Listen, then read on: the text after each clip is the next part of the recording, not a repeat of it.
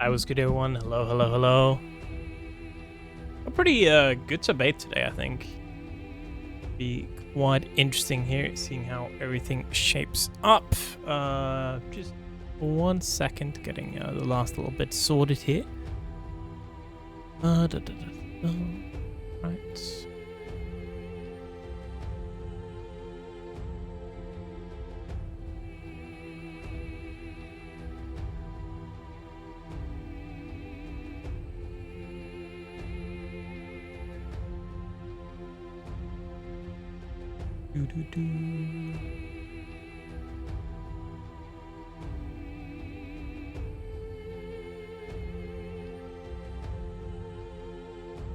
Hope you all had a good weekend. Of course, start the week. Good to start with some subscribe, of course.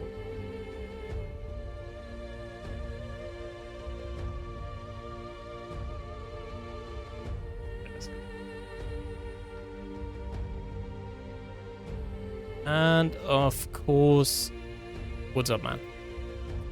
Chillin'. I can't believe I don't have a new Monster Energy image for you. Oh shit! Yeah, I completely forgot. The deadlock game. Let me check the archives real quick if I got something on hand. Can't believe it. I mean, Sedunk is kind of baller, so you know, those bangings. It's true. Hold on.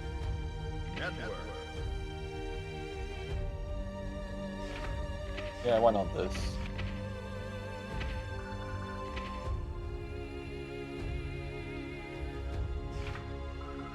Here you go. If you want to hook me up with this one. Alright. Welcome. Perfect.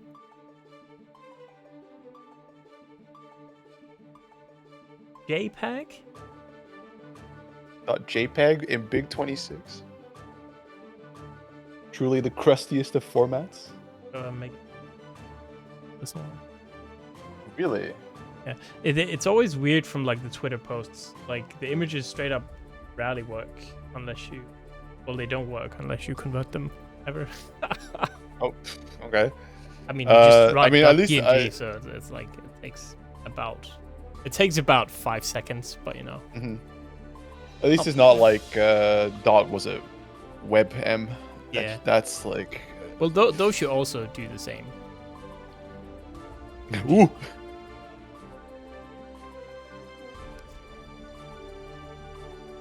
Give him a nice stretch. Yeah. Perfectly here. This. Damn.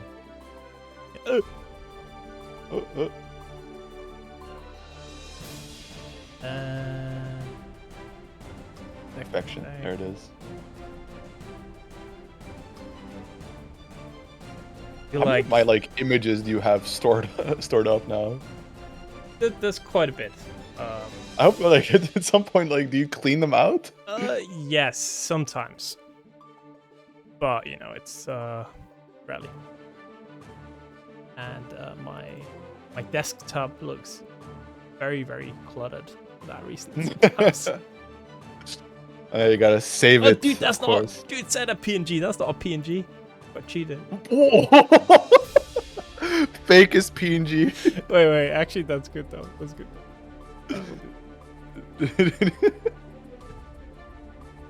I specifically asked for PNG. We'll just do. Where's live editing? Oh my goodness. There we go. Perfect. Alright.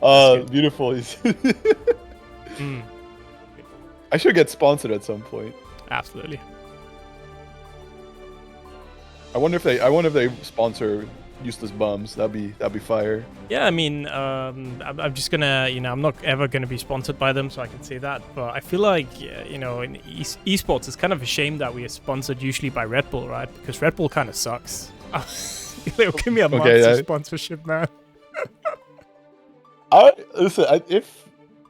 Maybe I should look up on the website, see what I could do, because I really just want one of those mini fridges, especially because my I think I have 50 cans left to go through. They're just sitting piled up in the corner of my room, so I have to put them in the fridge one by one whenever I feel like taking a sip.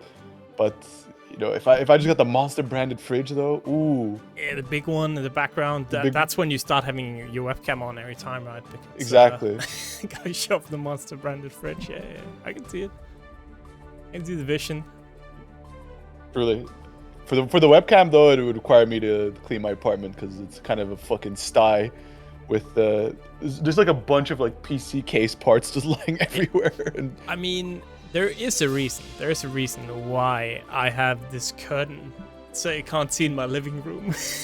yeah, that's clutch. I mean, I thought about it. It's like, oh, do I ever get a webcam? Because one of the benefits of it is like, A, I get to run funny images. B, sometimes they're monster related. And C, I just have to not care about my appearance. I can be like wrapped up in my blankie when it's, especially when it's cold. Yeah. And I mean, when it's hot as well, right? You kind of don't want to wear a shirt. That too. Especially not pants, when it's right? So. Exactly. And for that, chatters will have to pay. It's not for free. Sorry. True.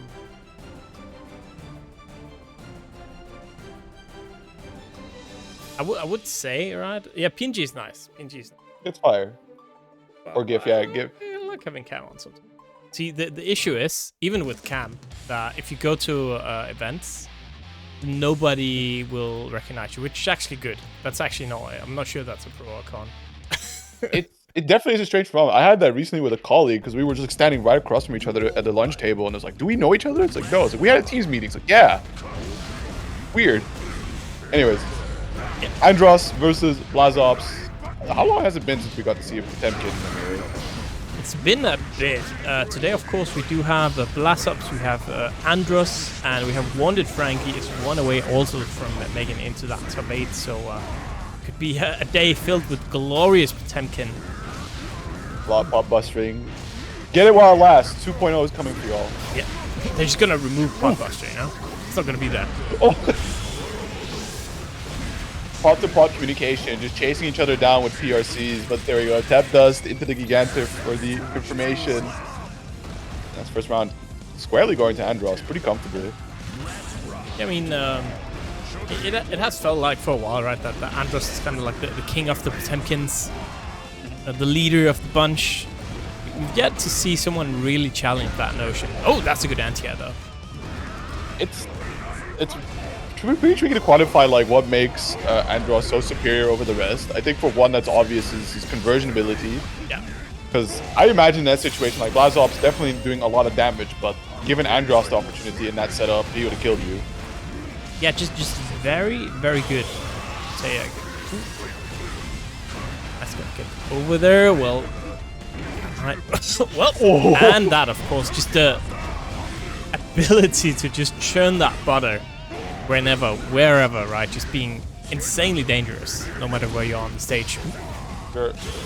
So with this last bit of health here, I don't see much odds for Andros finishing this off, but I do like that earlier PRC play that he did, right? It's just slow down Blazobs so that he can move forward and jump into the Gigantor. Then it at least gives him a chance to avoid having to hold high-low 50-50s.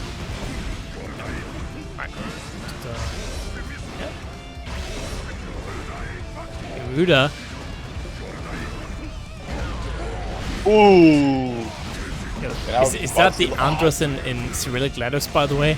Is that what it says? Maybe. Does it? Oh! Okay. Imagine. That would have been really cool to see if it worked out that way, but at this point, right, Blazobs does have to make a commit to approach closer towards Andros. So you can see he can just keep his distance, play around some of Potemkin's longer buttons, and just in time react to some of the more committal options Blazobs is going to have to dive into. At some point, you just rock the PRC. Instant PSC buster. Dang.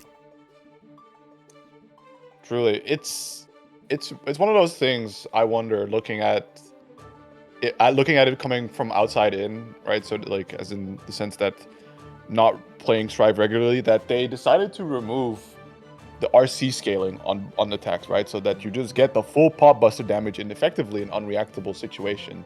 Yeah. It might just be a culmination of changes that uniquely benefited Potemkin in this way, but in general, I don't know. It felt kind of strange to see something like that be removed.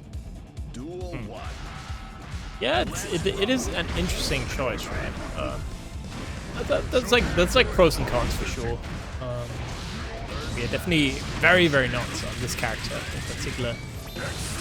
Woo. Right, downstairs. I mean, I feel like in general, right, we do have a lot of stuff where I still feel it's a little bit underutilized or underexplored in the game. Yeah, I mean, it's one of those things with games that have an active tournament scene. Oh my goodness. That have an active tournament scene in the sense that people need to focus on what works. Of course, they can develop some secret technology that they're going to keep for nationals, which is going to be very exciting in a few weeks. We're already in March now, and the end game is near, right? But, oh my goodness. We're going to get to the Ultimate Finals. Just do it again. Why not? Just do it again. Yeah. Do it a third time. Come on. Oh, the single brain cell coming out to play right there. Jumping in. Okay. Oh. Right. Nice. Yeah, so doing that PRC buster right just a little bit too far away, and Andres distracting by jumping back. Very nicely done there. Blazobs in trouble. Yo, we flicking the flick? Yep. Welcome to Potemkin ping pong, and just like that, the 5A slapping him out, the hammer fall. Because even then, right, the armor would work, but Blazobs didn't have sufficient HP to actually tank the hit, so just ended up killing him. Yeah, had nothing there, and that's that. That's all Blazobs wrote, or that's all Andres wrote. At least for now. First two games, not quite. No, we got one more. Yeah, we know. Chilling. We're chilling. Blazobs. That'd be a crazy thing if the 2 in Strive 2.0 means that we're gonna move to a first to 2 format. Yeah, it's 2.0, so we're gonna go to first to 2. I mean, honestly, if they change the game so first to 2 makes sense, I think that would be a good change. Maybe that could be interesting, right? But is that, it would be interesting. Is that a discussion that people want to have, right? Like, do they want the game to go back to first to 2? Or are they just saying like, well, we're so long into first to 3, even if the game is made for first to 2 now?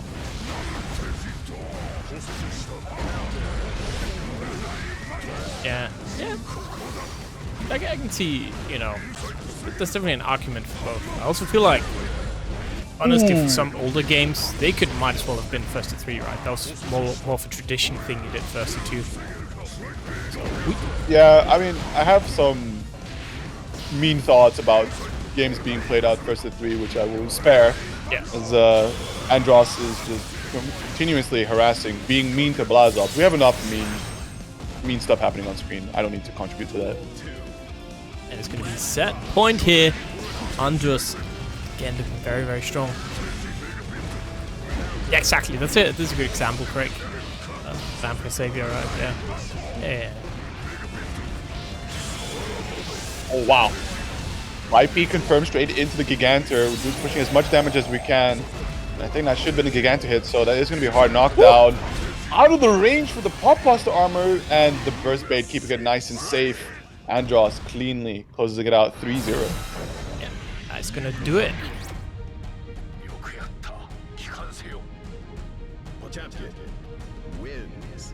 Yeah, that's Yo, Andros.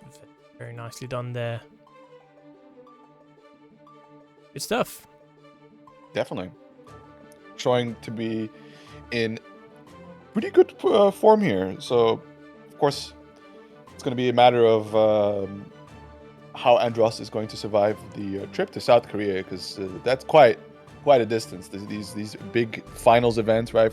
Last year in America, this year in South Korea, which I think is further than the States. It is a little bit, I think.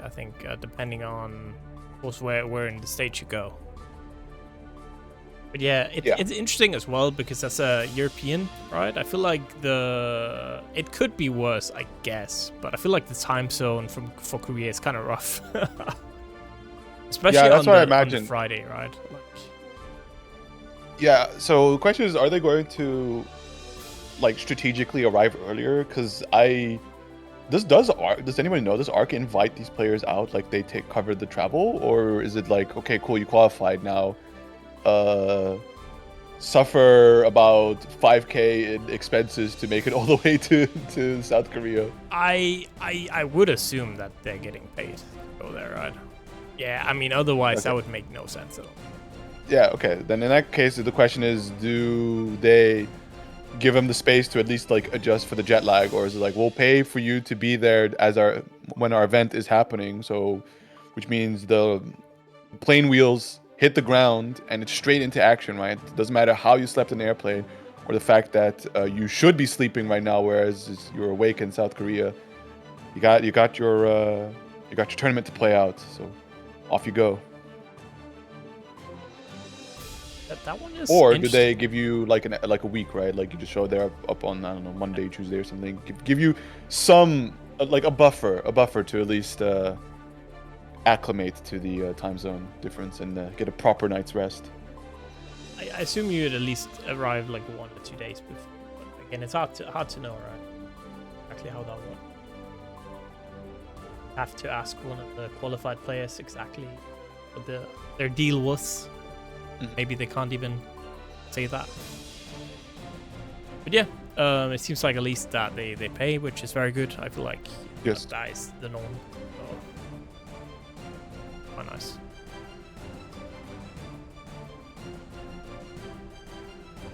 Just waiting on Goose. Yeah, and what the fuck? Somebody's rage baiting. Don't worry about it. Yeah.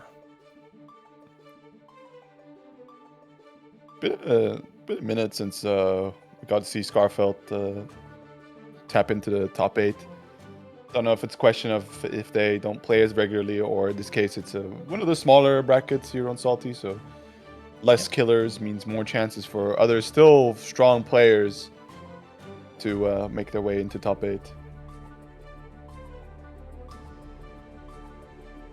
But Goose has been performing rather consistently.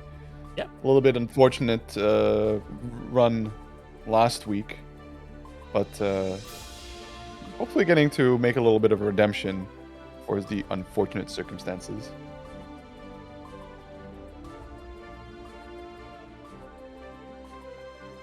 I guess while we wait for them to hop in, it's a good time as any to show the match arena. So a lot of people already claiming some codes. Good job. Y'all know the trend. But we can never stop, especially now. Speaking of trends, we be only doing top 8s these days, so not a whole lot of time. Make sure to chop, get to it. Tell your friends, tell your family, clinch the match arena codes. I mean, it's actually been a while since we did top 8 only. Has it? I feel like we had last week was an exception. It was like the last 2-3 times or something. It wasn't top 8 only. But I genuinely feel the norm has just been we've been doing top 8s. Yeah. You and me. Yeah. This is the Salty format now. It's a bit of a shame though. Yeah, it is. It was a lot of fun to be able to, or I would imagine it was a lot of fun for people who don't get to make it to the top 8 to have a bit of their time in the sun, especially how you look out for newer names to get a shot on the stream match. Yeah. But now that's been whisked away by them by the infinite greed of commentators deciding to not participate. More like the infinite greed of the world, capitalism, me having to go to work, being tired. That too. Why couldn't money grow on trees? Mankind knew that they cannot change. So if I had TO, the real TO money, I would leave the whole bracket. That's facts.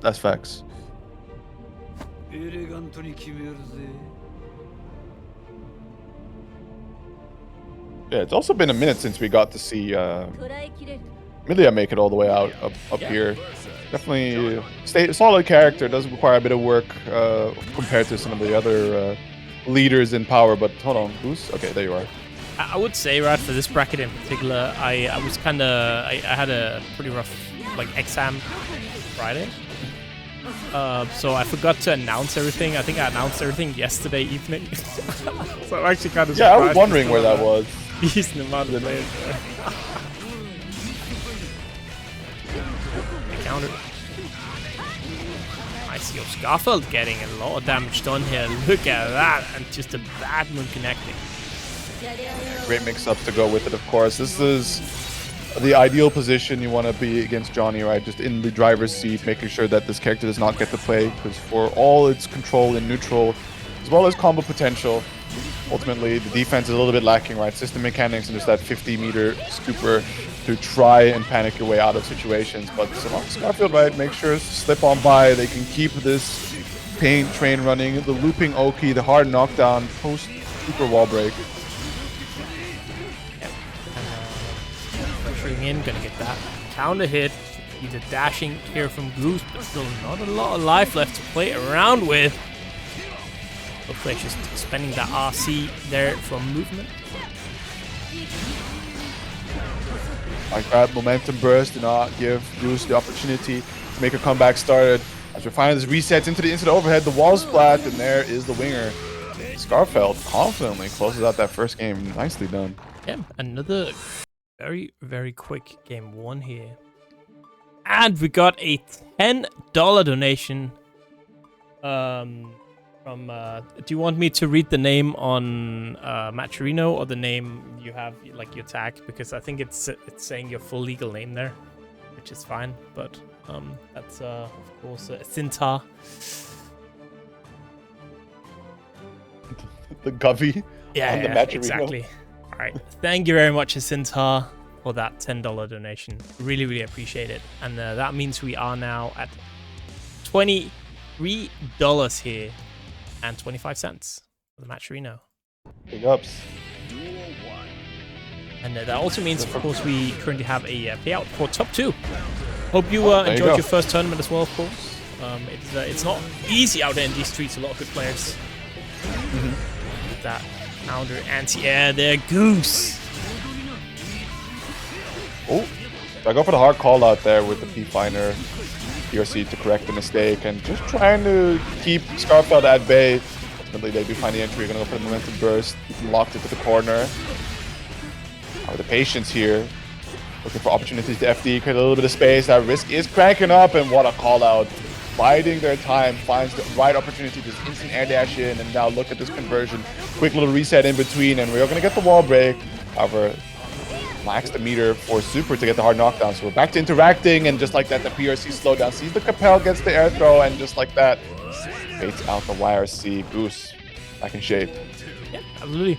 So maybe a little bit of an adjustment there at least, but Skarfelt always so dangerous. Of course, one of the players we've had in Salty since pretty much the beginning.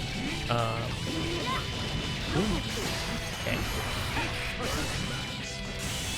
Super, and yeah, gonna be a little bit rough here for Goose to make this comeback. Bad moon connecting, and I'm pretty sure we're not gonna spend that burst anytime soon. No, just hang on to it, conserve it, try and challenge as strong as possible for an opportunity or for that scoreboard equalization here. But Skarfelt immediately they find that first touch, gets the burst out from Goose, almost gets the side swap to work out nicely there. We like that momentum burst, right? Just as Goose was going to create a little bit of space, try to push out through that combo, Skarfelt burst back into the corner. Nevertheless, Goose openings, good blocks though. Reacting to these instant overheads, tricky as always. Yep, absolutely. But look at that, we're just blocking everything here. We're not caring at all. Tension building up, sending out the hair disc. PRC into getting anti-air. That's rough. It is rough indeed, and just like that, the side swap as well is enough to get the finish here. We got a little extension post super, the meter, one more push to the corner, the wall splat. Oh my goodness. It all came together. Yep.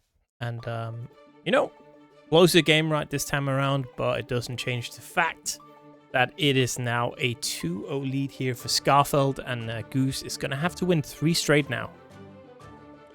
Just Yeah, certainly. not going to be easy.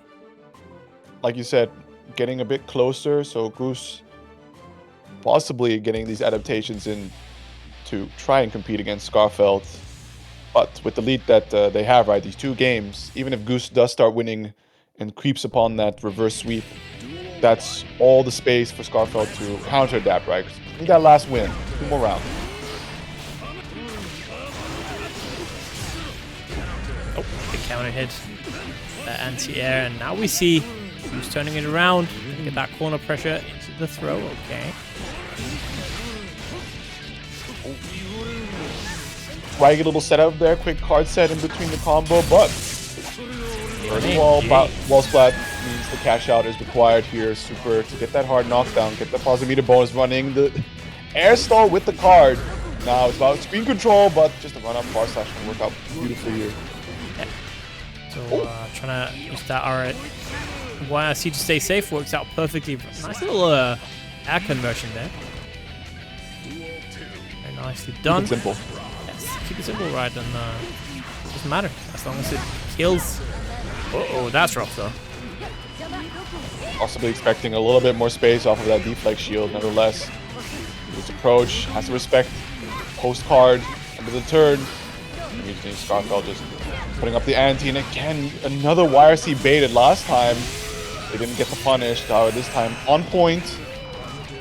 Goose at death's door, about to go over with a quick little low. Skarfelt is going to find the set point here. Both players pretty equal on birds, so Goose does have a fighting chance here to at least put one on the board.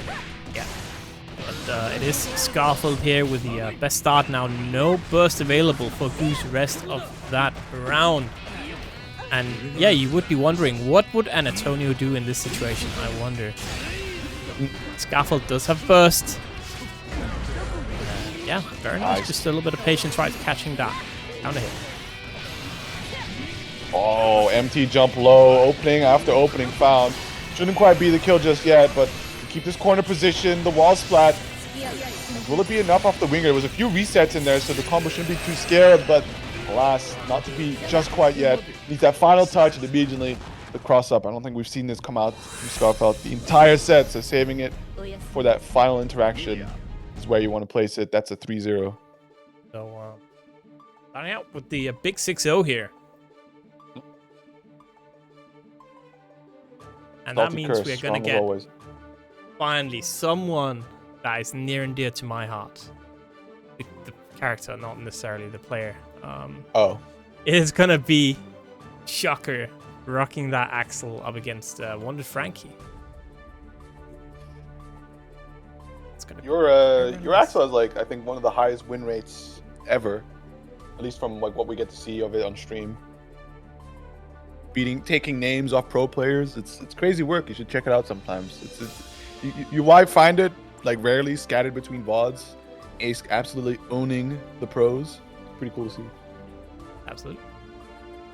I saw on Twitter this very, very good American Axel player, which now the name eludes me right now, posted some really interesting tech against the Potemkin specifically, where if you yeah.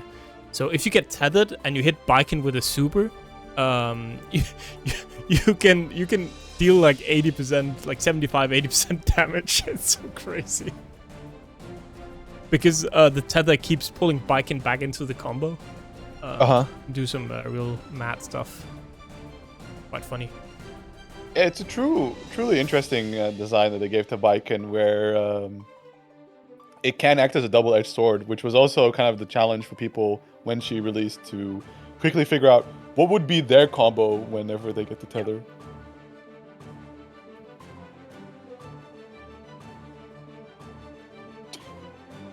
Waiting on Mr. Sandwich of the day here.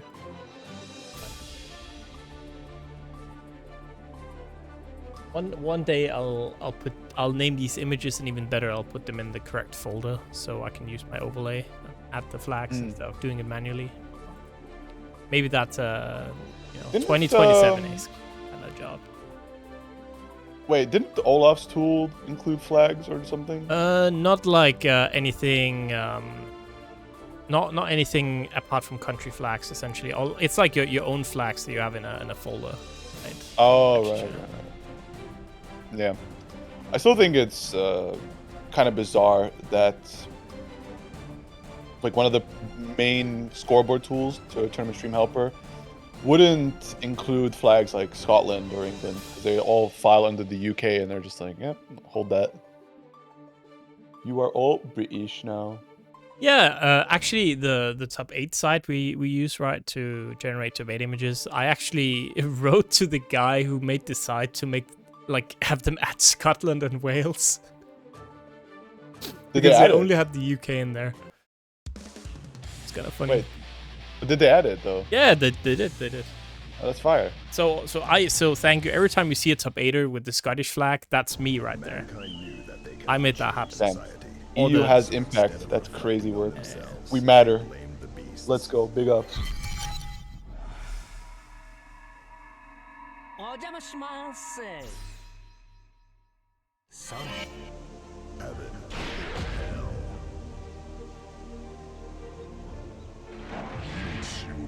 Alright. Let's see it. Shocker versus WantedFranky. Traditionally, you imagine the zoner versus grappler matchup is a scary one, but I think just the smattering of armored tools, yeah, just like that, Potemkin has, does give him a really strong fighting chance to close the distance and just get the terror started. See, I would say for a long time this matchup I felt really confident on the Axel, and then something changed, and suddenly I didn't feel very confident in this matchup anymore. Alright, there we go, the super. Tickle Storm. It's gotten considerably more even. And I would say even to the point where I might even favor the Tekken. You just have so many tools now to, you know, actually just jump over the zone. But again, you still have to expend resources, you still have to take risks, right? Right. Yeah, I mean, you can see for Shocker's case, does play it fairly slowly, right? Just trying to play around Sickle Flash for the most part, keep the distance away from Potemkin, because you only have that 2K as your only match tool, really. So when the scary Hammerfall pressure starts coming out, yeah, you're one bad call out from just all your hard work being equalized, or if not, just the lead taken away from you. Okay, pressuring in. Oh. The WantedFranky classic. Pop Buster whip it to PRC Pop Buster. And Hammerfall Armor just giving that free entry over. Just keep sending it. Okay, pressuring in. Oh, that 2S! Oh no, yeah. That's a big whiff. That's a paid actor normal moment if I've ever seen. Mad unfortunate there for Shocker. Now round apiece for both players as Shocker once again trying to start the game plan, looking for any ways to just get that additional cancel in there to actually get the hit after breaking the armor from Hammerfall, but WantedFranky just on a tear. Oh no, that whiff. Oh, okay. Yeah, didn't go far enough there, and now suddenly we're back to neutral white. That is pretty good here if you are Shocker, but no sir. The anti are gonna connect a little trade, and it will be WantedFranky with the very nice. Yeah, it's very tough indeed. Whereas WantedFranky just with a solid call out sends in the Hammerfall, and I think depending on the choice of button you went for, you don't really have a suitable cancel option to be able to deny the execution of the attack. Right, because you just want to break that armor first and then get that next attack going on. But with you can do it for sure, but it can be a little bit tough, right? Yeah, but I think it's exactly in that window because you have to be constantly on point, whereas the pod just goes like, just press your button, you know. Don't have to worry too much. Right. Cheeky there with the slide heads and this time nice blocks right and punishes, very nice. Good amount of damage off of that. The Pop Buster, look at all that hard work. Instantly gone. The PRC, we're going to do even more. We feel really bad playing a character that has to chip away at the opponent's health, slow and methodical like, and just a hard call out and a deflect shield as well. Surprised to see Shocker invest a bit of that burst gauge there on a very losing round. Yeah. I mean, yeah, you might feel like you still always have a chance, right? Especially in a matchup like this. If you can keep out the Potemkin, maybe. Like, you die in 2 hits regardless, right? Right, yeah. Sometimes you get some really cool Axel Bomber combos, so you can pretend like you do damage, but he's a clean punish. The PRC, nicely done. All right, Shocker. Shows it off with a perfect, no less. And that is the other side of this matchup, right? If you actually do manage to, you know, get a little correctly there on the zoning, you will actually just be able to keep out the Potemkin. Oh, wow, hold on. Snatching him away from the top rope, making sure that Shocker goes nowhere at all. Stay here on the ground, right where I can reach you. And immediately the conversion to follow after it as well. Just so much damage. Those bomber loops look really cool and stuff, but check this out. Yeah. Slide heads. Just trying to find a way in here. And yeah, forced to burst. Now no resources here at all for Shocker. Oh, that's going to be rough. Okay, that's a counter hit on the 2H. Trying to be a little bit cheeky. Ooh. There we go. Now it's the time to play with no fair. Look at that, just running in forward, jumping up the JH. Yeah, we got the hit confirmed. Like there, but, oh, too fast. Yeah. And that was very, very close to being a comeback, but just not enough. Not enough there. Slightly too short from the goal. It's it's definitely one of those things you just have to play with so much faith that it's all going to work out, because especially with how much health that WantedFranky had, any comeback that Shocker was going to mount was going to ultimately put him in a final situation where Franky has that full stick of butter to do whatever he likes, and already I think Shocker exhausting as much as he could to make the comeback happen. So it's like one of those, right? It might say 2-0 on the scoreboard, and it is 2-0, but man, those two games were close. Just a little marginal difference there. That's gonna get the JS. Good conversion, a lot of damage here. Nice tap dust, the red RC pushing the damage even further. Not gonna quite kill just yet, but this is a really, really solid situation to continue off from. Oh my god. Instantly spends all bar. But finds an opening. Stuck in the corner. Gets the pop buster. Was that a combo? No, it was a reset. Oh. Thought off so strong for Shocker, but just snatched away by WantedFranky now on set point, ready to make it a 9-0 so far in the tournament. Alright. That JH, JD, sorry, has other ideas. What was the JH? What was the JD? Ooh. Yeah. Well, don't hold our breath too much though, because Shocker was here before, and WantedFranky made that comeback, and it starts. The back throw incident. Garuda, the JD, bring you down to the ground. Here's the burst, so even if WantedFranky does end up losing this round, it's going to be a pretty good spot. But the hero burst committing. Now the slow advance, trying to dance around these sickle normals, but the JS working out nicely here. Very good. Yo, I'm not a big fan of the government. Not a big 30. fan of the government. I need to speak to the people, Piccolo. Nice, gonna jump over there. Uh-oh, anti-air. And now Shocker's stuck in the corner. Sickle Storm. Desperation has no meter to cast, but connects. Oh, that is very good news here. Yeah, Rising JS wanted. Oh my goodness. Oh my goodness. I'm actually crying, dude. Nobody deserves what just happened there. Oh my god. 2.0 is coming for all you pop players. Brother. The Heat Tackle special. Just flying in there. Backwards hitbox, catching you from behind. Thankfully, it wasn't one of those situations where it would also fling you into the corner, because that would be the final straw, truly. But nevertheless, a move that drags you across the screen and puts you right in front of Potemkin. Scary. Yeah. Well, and yeah, that means we are indeed on that sacred 9-0 run right now. Let's see if either Salkazko or Volta change that around. I have the strongest faith it will come from the loser side, because it typically is where the skill levels start. I think they start getting a little closer. Yeah. From the top end, there's still a matter of like, okay, how fortunate of a bracket run did you have, right? That you can kind of storm through your opponents. But ultimately, expecting the early loser side, you start seeing at least one person taking it. But even then, right, like we're looking at the trend, most of the people throughout have been 3-0ing their opponents. Yeah. There's like an odd exception of a 3-2, 3-1, 3-1, 3-1.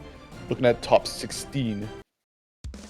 This one is going to be interesting, right? The Anji against the Slayer. I'm definitely feeling like if we have a match, that should be the one where we get some sort of, a close score to begin with. It would be this one. I mean, even as we move further into the bracket, it should also even out, right? Finals. It should hopefully even out here, but also Slayer we're talking about. He's very much a character that can completely and utterly bulldoze the opponent into never getting an opportunity to play.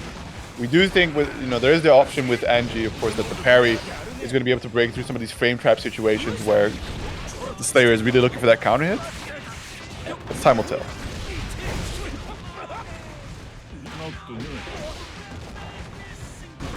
Okay, yeah. Oh. Using those dash throughs right. And that's going to be first round for Volta. Very, very cool indeed. Ooh, jumping away. Chase down with Fuji and look for that 2S scratch. Little Mappa combo to bring to the corner, and the tick throws are coming out. Interesting little setup. Able to catch. Salkazko not blocking. And again, it's a whiff throw attempt. Uh-oh. Right. Likely a hard call out on the dashers that Volta has been representing. Bit of a chance here for Salkazko, but yeah, just that 2H and that's it. Rough, it's rough indeed. I think the tricky part, of course, with Anji for Salkazko here is that you're gonna have to make these call outs with these parries, and if you kind of mess up, right, especially because Volta is also shaking up the pressure with a lot of throws in between, just in case that a parry would appear, right? So not autopiloting too deeply. It's something to look out for. Oh, nice little backdash away there again. Just trying to find those small gaps right in the defense, and Volta very, very good at that. Anyway. Ooh. Overhead. Salkazko now with a little bit of momentum, but just one opportunity in Volta immediately just showing the Slayer damage. But no incident. Chance here to put one round on the board. It's gonna go for the hero burst. Yeah, Believing with the damage that's been dealt already, there's a good chance to come back. Yeah, I don't feel like that was a bad burst at all, right? And will turn out to actually be a very good burst because they're gonna get that first round. That's true. And then now we are one round away here from finally having the streak broken. Oh, big punish here, the close dash, a ton of damage. Throw whiff with the PRC, and unfortunately, I think there was also a spacing issue there on Volta's end. Not able to get the throw to connect. A ton of damage. Good punish there by Salkazko.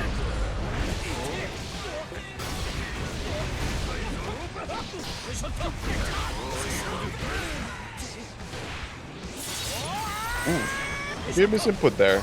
Could have most certainly killed with a super. Down to that final interaction, but the sweep connects. The RC for the extension.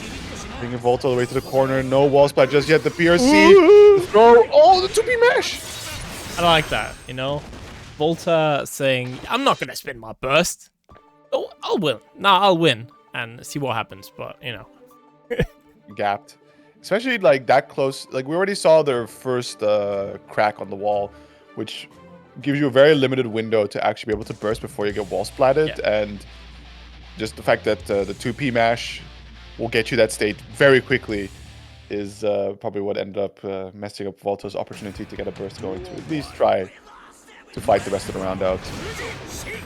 Yep. And curse indeed broken. As we said, right, 1-1 here. Now anything can suddenly happen. I'm freed off the timeline.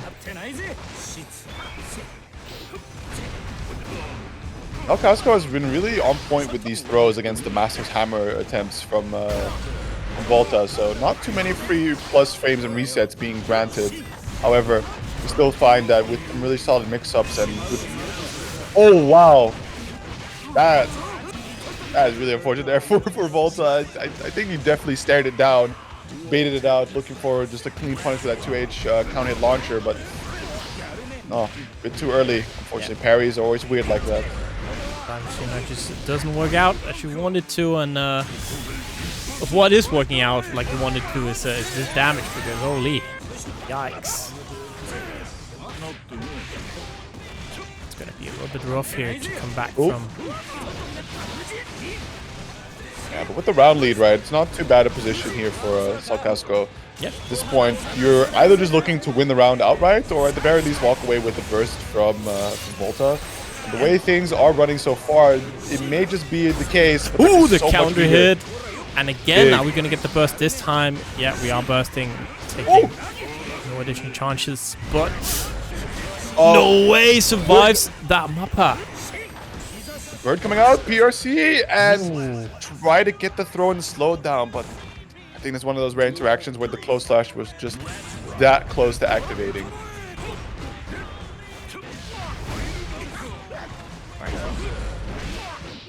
Very clutch here. Oh. Yeah, it's a painful way to go, especially with that hero burst. The odds for Salkazko to get his burst back on time is so limited, but goes for the deflect shield. Good catch on the backdash attempt. Trying to go for the run-up throw, but immediately the Hands of Doom, so much health on Volta's side. Willing to just take a little gamble there and take the lead back in the set. We do be swanging. Mm-hmm. What is a Dragoran? Kannst du bitte Dragoran sagen? What is a Dragoran? Never heard that word before. Is this an elaborate Dragon Lord reference? I see. Oh, it's like a Pokemon? Oh, is it a Pokemon? That's what they do in Germany. I don't know if they still keep up with that, but they definitely Gen 1 every. Yo, shout outs to my boy Schlurp. Yep, so 2-1 Volta. Let's see. Can we keep his win streak running, or will we go into a game 5 here? The tension, of course, already building up for Salkazko.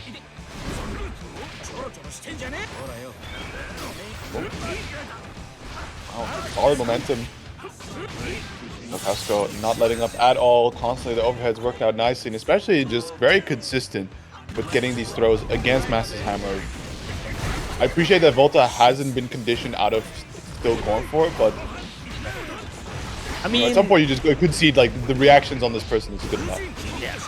Yeah. It's like, I feel like for those things you really have to try a couple of times, especially in a first to 3, right? Where like actually got to be sure that they can react. Because it always feels bad as well if you have to take away too many of your own offensive tools. And then in the end, it's all about you know, doing the mental stack instead, right? So, all right, just make it a little bit harder maybe to react to.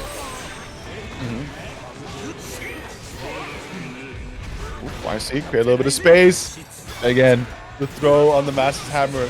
At no point has this ever worked to give the plus frames that Volta is looking for here. Now down to the final interaction of HP here. Finding a backdash, just sadly out of range for the 2H to connect, and the Fujin just charging on forward, catching the Dandy, and that is going to be Salkazko tying up the set 2 apiece. Yeah, very nice. And, very, very interesting development in this match for sure. You were out here begging, praying for someone to break the curse, and they're going to go all the way. Game 5 between these two. On my knees, you know. Please. Give me more content. Oh, very nice. Yeah. Go here to the wall again. A good start. I feel like Salkazko really has round 1 locked down for some reason. I don't know what it is. It's just like those round 1s, man. Definitely something about it, but finally, Master's Hammer connecting. We're not in the plus frame way, just getting a clean punish.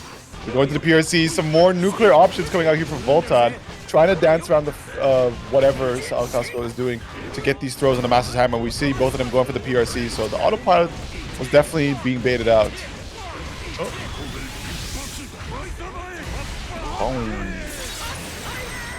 And a similar situation. Both players very low. The throw though. Uh-oh. OTG not enough for the kill just yet. YC create a little bit of space. The final interaction. Trying to maintain distance. 2P mash. What a call out. Especially at the timing where so often Volta has thrown out these massive hammers. So often it's been punished. I think finally the conditioning is starting to settle in, where the option isn't going to be liberally used without at least meter to cover it. Yeah, and suddenly we find ourselves at a set point situation here. Oh! Great wake up mash. Go for the super here as we're down to that one final interaction, and great catch there. Salkazko showing the long set adaptation to overcome Volta, taking it to keep the losers run alive. Yeah, and yeah, of course, very well played, right? Both players looking super solid out there, but yeah, it will indeed be the Italian, and it's been a while also since we had an Italian that's far in the brackets. Love to see it. Most certainly. All right, well. Good as time as any to remind everybody, claim a code, !Matcherino. Of course, being a top 8 only stream means we're a little behind in terms of code claiming opportunities. So make sure to not let that be a deterrent. Get these players the just reward for coming in every week, putting on a cool show, especially for some people that we don't get to see all too often in top 8, right? Give them a little bit of that appreciation. Acknowledge them and their hard work. Yeah, absolutely. Yeah, again, interesting bracket tonight, right? Maybe I just, you know, I made the bracket late on purpose so we would get, you know, some of the regular ones wouldn't realize that I posted it. I feel at this point you could honestly just make the bracket on Monday. As I mean, it's like most of the signups come just like hours before. I mean, unironically, was like we have like 5 to 10 fewer people than normal. It's not really that big of a difference. No, it might just be people coming back from locals and stuff and whatnot. Because I believe it was well, I mean, I had a local. I don't know how it was for everybody else, but it felt like it was a busy weekend. It saw a bunch of American stuff happening as well. Max Mode apparently. A New York monthly also happened. Yeah. These guys, can you believe it? Some of these guys, they flew in from New York to Europe to play this tournament after going to monthly. It's true. Truly, that'd be fire. That'd be fire. Yeah, I mean, it's just such a shame that the Americans can't really make it over too often to all these different events, because they do miss out. And I think it's also a good opportunity for EU to get a little practice against because like, man, going to Frosties especially, it's just insane the level of performance that they have going on there. I do think they have a volume benefit, so it's kind of like, you know, with the French being a very strong region, it's just because there's a lot of French fighting game players, so there's bound to just be a lot more solid French players compared to, I don't know, what you got in Denmark. Yeah. How did you like Frosty? I don't think we ever talked about that, right? I think I mentioned it like briefly, but it's a pretty good event.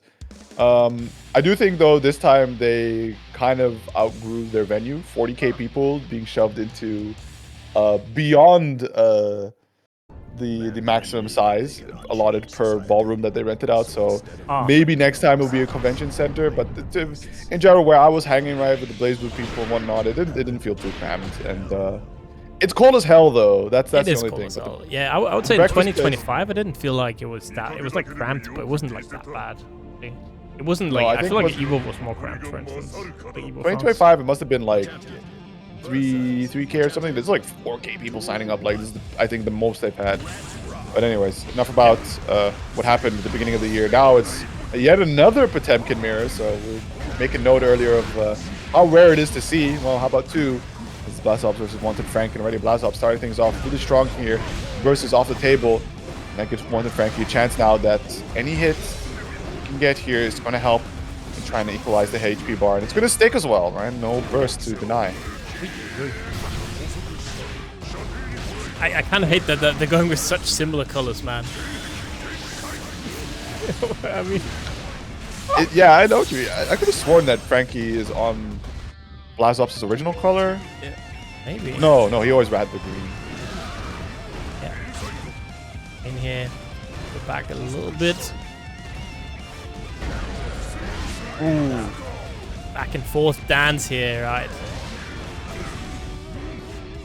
Yeah, we saw it already earlier with the Antares versus Blazobs that definitely taking the lead here is, well, it's critical in any matchup, but with Potemkin especially, where you now are in a position and you can comfortably sit back, leverage some of your longer normals, and catch the enemy Potemkin overextending to make the approach. Oh my god, Franky. Big anti-air, big counter. Jump in here. That's gonna Oh, what da. Boom. RC. Blazobs. A lot of damage on the board. Oy, oy, oy. The double flick combo? That's a new one. Do a little bit of flicking. Hope Blazobs isn't revealing secret technology that Andros has saved for the Arc World Tour, because I haven't seen the double flick like that. I mean, I feel like Andros is not the type to save tech. No, yeah. If anything, the tech head he's saving is probably just like the sole bad guy he has to punish people doing bad wake-up throws by shimmying charge dust. Duel 1. Right.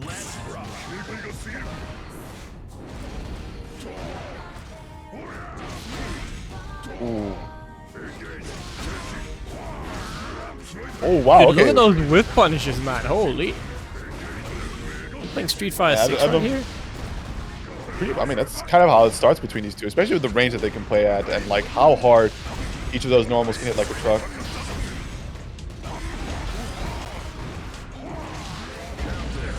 Franky has an unreactable slide head mod on. See, now I have to take a peek. So Franky can't see slide head, or We'll find out. We'll find out. what is the sandwich of today?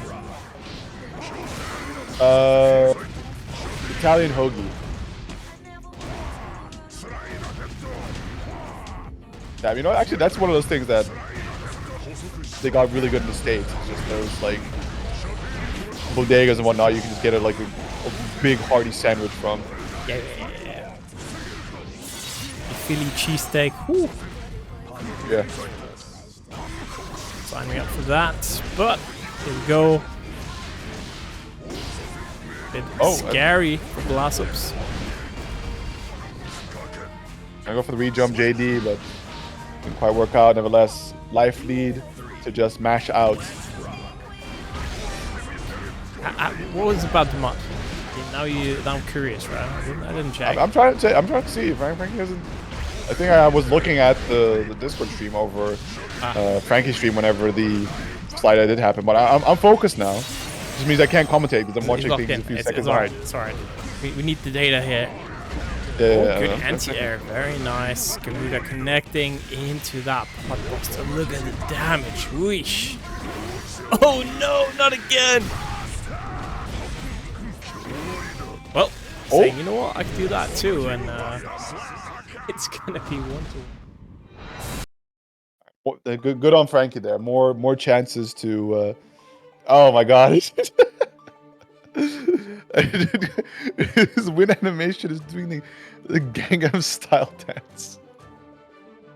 It is important. It's for the culture. It's a thing of beauty.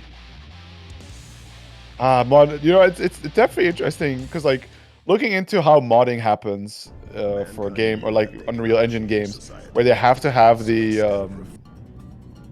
like the hash code to be able to view the game assets.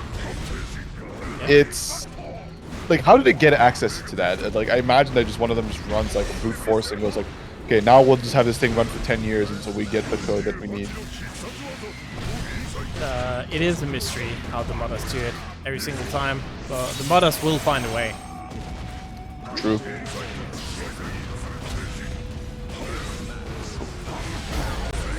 Nice big hammer fall, the RC keeping things nice and simple, straight into the heavenly Potemkin buster. Very dead there. Was good, Mega-chan. Oh, he's the Bane panel where he breaks Batman's back as the like the heaven background. That's good though.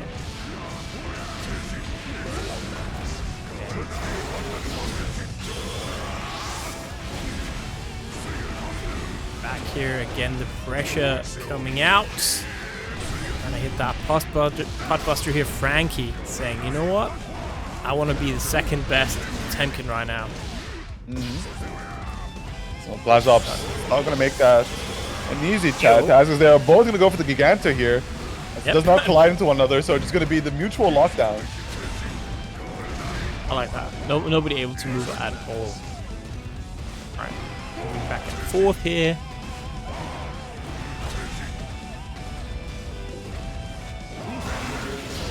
Oh wow. That gold burst there. Interesting choice, yeah. Ooh. It is gonna kill. Damn. Franky, okay. Alright, I have collected the data.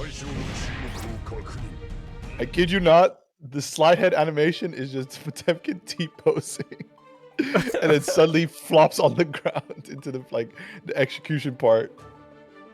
Oh no. I like that. You're doing it for the culture.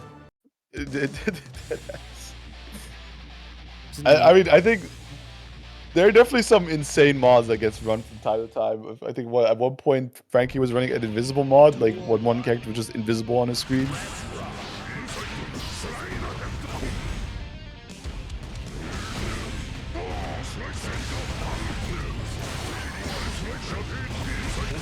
Nice flick. Oh, there you go. Yo, the flick war. I think that was won by Franky, but it doesn't matter if you just get pot busted right after.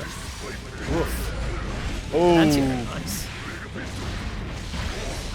Nice routing here. The Wild Assault pushed a little bit further, get that corner carry locked into the... Just like that. The 5D. Tap Dust.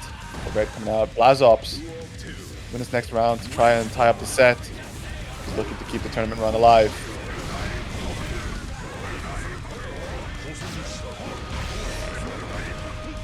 Done. Damage. Oh. That must have been a moment of bravery, truly, to just press close slash there, because heat tech will typically prolong your turn if that gets blocked. But man, what a momentum play there, as Blazobs does, in fact, bring it all the way to game 5. Yeah, and very nice. So now it seems like we're only able to get 3 2s. I have 3-0 or 3-2. What we can do.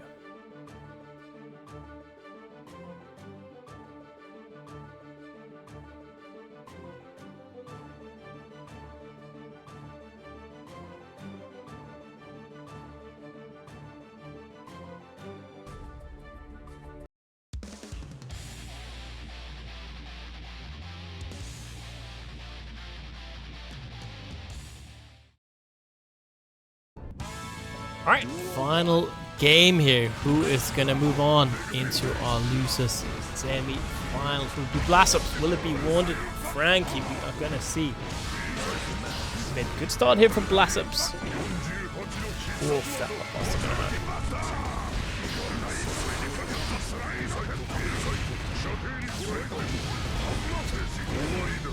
Oh my god. That's Too wrong. fast sometimes. Even against Potemkin, right? Just the pop buster's doing so much.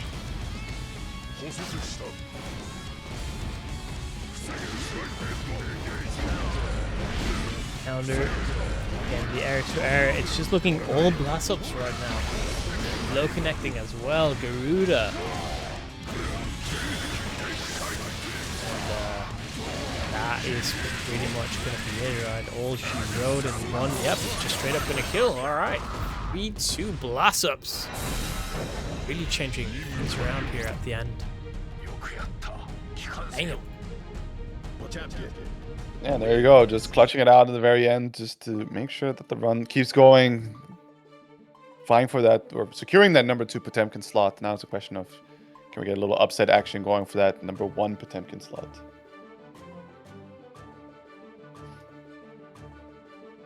All right. Yeah. That's gonna do it. Of course, for this match, very, very nice done there. So that means we have our final match before we go back to winners. A little bit of quick bracket tonight, I feel like. Yeah, I mean, definitely helps when you start things off with 3 zeros. Gonna be Goose is gonna be Salkazko here. Let's see, takes this one. Gonna be the Anji up against the Johnny, of course. So pretty interesting matchup. Not one I feel like I've seen in a long time, but that's more so due to I don't really see the Anji that often. Definitely a case of that, yeah.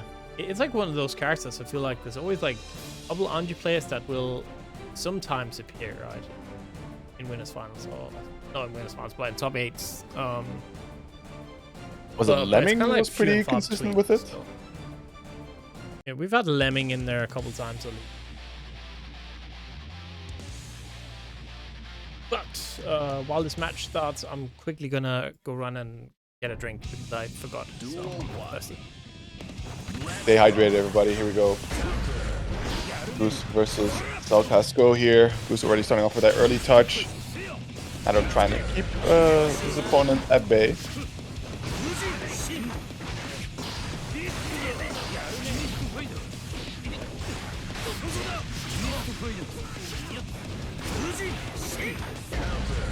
Coming in for a big count hit.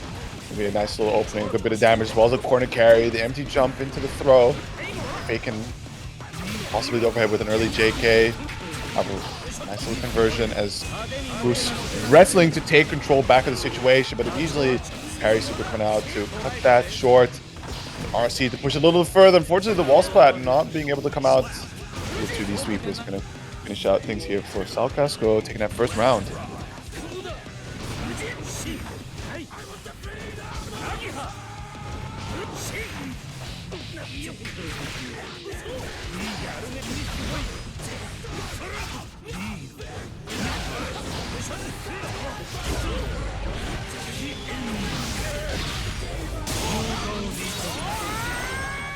Anthem here for Goose in the hard knockdown. The deflect shield creating a little bit of space here for Salkazko. However, yeah, able to just cut through the butterfly with his finer, splat against the wall, and again, super for the hard knockdown. This does seem to be a rather possible round for Salkazko to make this comeback, especially now being able to kill from a distance. The onus of approach being on the low health opponent, and every time something is pressed, there comes the KMF, but let's find that entry. After all, look at the run-up throw, the PRC, just to keep things safe. Needs to challenge on forward, but still, that pixel health makes it tricky indeed to mount the comeback.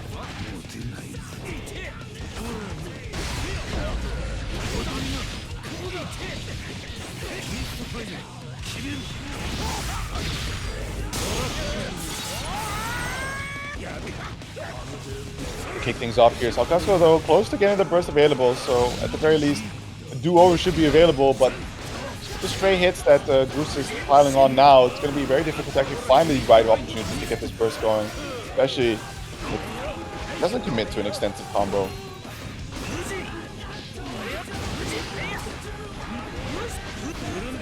With the push, Goose into the corner, Salkazko now. With the throw, trying to mount the comeback. Good defense, PRC down, but it's still going to be Salkazko's throw. The health deficit slowly starting to creep closer. Salkazko now. Advantage stayed, baits out the throw, and what a sequence there. Beautiful stuff, just carefully dancing around in a situation that is oh so clutch. One wrong move, and that is going to be the game going towards Goose, but now it's Salkazko's side.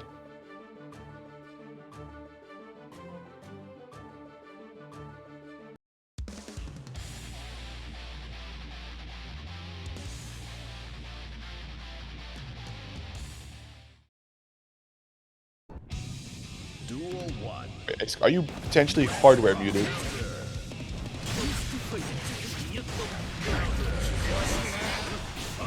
Whoever is the person haunting his setup that updated the score.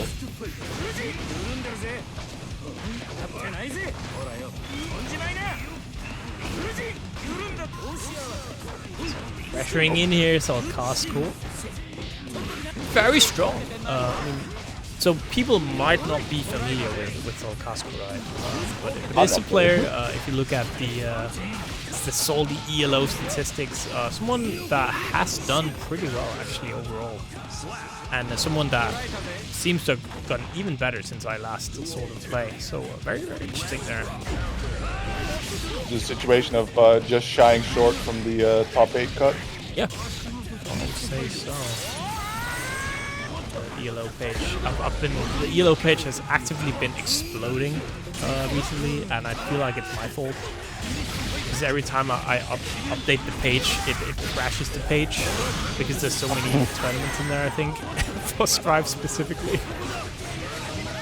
Yeah, maybe they didn't think like genuinely somebody would be able to hold down 161 editions, excluding all the decimal variants. Yeah. It's like 2,900 players pretty much, like different players in there, and 194 turns. That's a lot to basically lower upon. Yeah, but it's surprising me that they just keep them all together like that. But imagine at some point it just kind of like wiped them out, being like, yeah, you know, the first one must have been what, genuinely 5 years ago now. Yeah, I mean, I can choose that. I've just chosen that the first ones, they don't really matter in the overall rankings, but the stats are still there. Oh, okay. Yeah. So yeah, Salkazko, just found them right. The last placements. So they played a lot in 25. Haven't played since. So they entered. I think 2 weeks, like in 157, so a couple weeks back. But before that, they didn't play since November. And they have like, yeah, kind of mixed results. It's like 9th place, 25th, 9th place, right? So a lot of like 9th places recently. Beating actually Goose last tournament 3-2. Okay. Definitely does seem to be the natural prey here for Goose, who so far as we can see is struggling a little bit here against Salkazko, right? The 2-game lead is cultivated for himself already, but now maybe Goose in a position trying to not be outdone, able to get a bunch of stray hits here, so Salkazko not too patient. Alive and go. Block this. Go ahead, block this, see what happens.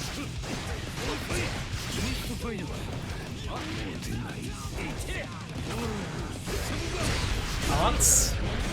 Oh. Right. Shield's destroyed. Gonna go in again, the air to air. Catches, big 2D here. This one should be considered in Goose's end, but we have seen Salkazko make these comebacks before, especially at a health pool like this. And already trying to see some glimpses of that as sectoral pressure is coming out, creating a lot of information. Very difficult for Goose to get the reaction to, and ooh, OTG, is it enough? Not quite. One last chance here for Salkazko, trying to go forward. Fujin making an approach here. Can't suffer any more chip damage, and yeah, it's in these situations where Goose can just air dash backwards, keep space away from his opponent, that he's able to clutch out these rounds. And in this case, the game now, putting one on the board.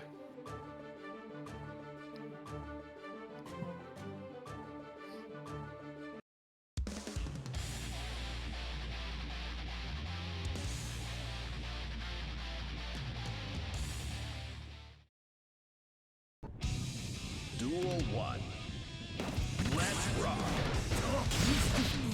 Game number 4 between these two. Goose making an appearance, showing signs of life, able to put one on the scoreboard. Is it enough now to actually start mounting that reverse sweep here? Salkazko just needs that final game. Push on forward here, going into that loser's semi-final spot. A very deep run indeed. And already the damage starting to pile up quite nicely in his favor. Catching openings here against Goose, and now down to what could be that last touch, baits the super, and very clean sequence here, keeps it nice and simple, and that is set point. are just one away here. Ooh, ooh, ooh.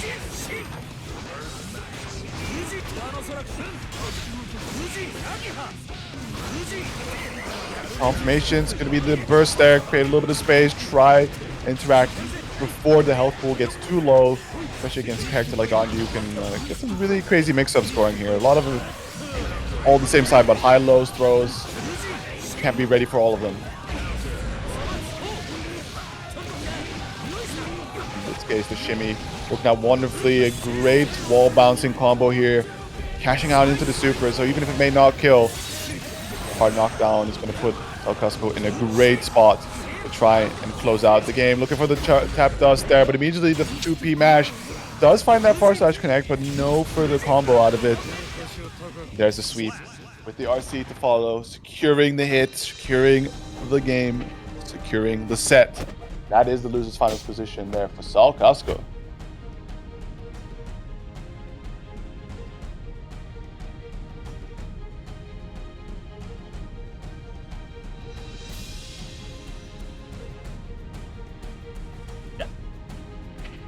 Very, very nice. And Volta, for you, it's about 10 years too late to join. I'm sorry. Game been only out for 5. Yeah. On there, yeah. Isaac the Nostradamus knew 5 years before the launch of Strife that it would come. Yeah, you had to pre-sign up. You know, you're not. That's true. No, it is. This is a reference to that Ace is holding hostage the date of Head Stomper in his head. Yes. And we will not reveal it ever. Yeah, I just if you know, I just send it to you telepathically. So beam it in my head. yeah, if you're based, I'll get you my now holiday have sorted it and in your head. whatnot. If not, then no, I hate you. All right, that means we are now winners finals time. It's gonna be Antares. It's gonna be Skarfelt. Yeah, both these players getting to where they are, I think, off a clean streak of 3-0s. Yep. Even Skarfelt making it just a very confident run. Question is that indicator that they're going to go for a close, long-distance set, or is somebody going to rise above the other and kind of do a little Dougie on them? Make it a 3-0. See?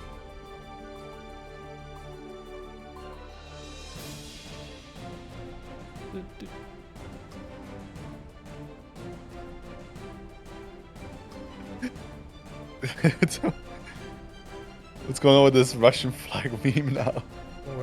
I don't know what the meme is, but I respect it. I respect it. Go, I bet my house on you right now, Blazobs. Putting all faith into the Potemkin goat. I mean, if I had to put my faith in someone, right? If it was like the fate of the planet or something, like Andros would be a pretty good bet here. Well, unfortunately for Skarfelt, that is TO bias straight from the horse's mouth. Yeah. Evil as bracket. Not only are there 3 Potemkins in top 8 who are mirror matching one another, the TO actively hates you personally.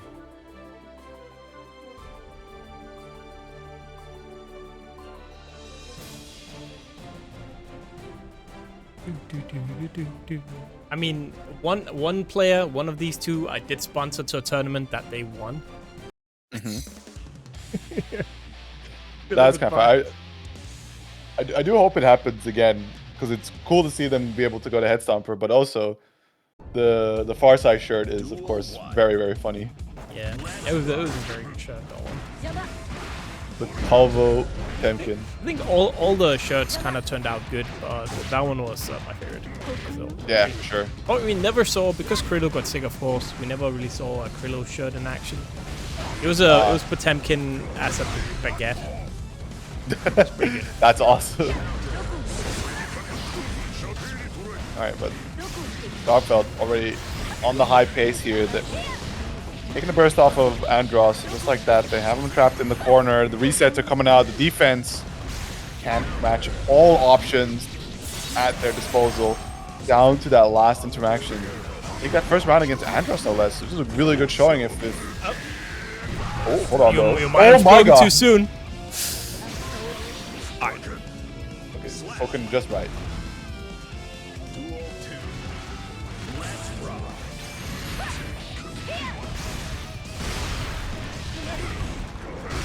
We need a knockdown. Deflect shield away. Do not give Andros the opportunity with the Garuda to keep this guard crush pressure running. The Wild Assault, push him all the way to the corner of the wall splat. That might have been a misinput though, I think, because that could have been a very clean super to close into a hard knockdown. And immediately, Andros showing what for. Big combo, pushing damage as far as possible, as well as the corner carry and the nice 2S to go with it. However, explosion not connecting, just spaced slightly too far away. Yeah, rare combo drop there from Andros, but doesn't end up mattering in the slightest. Let's rock.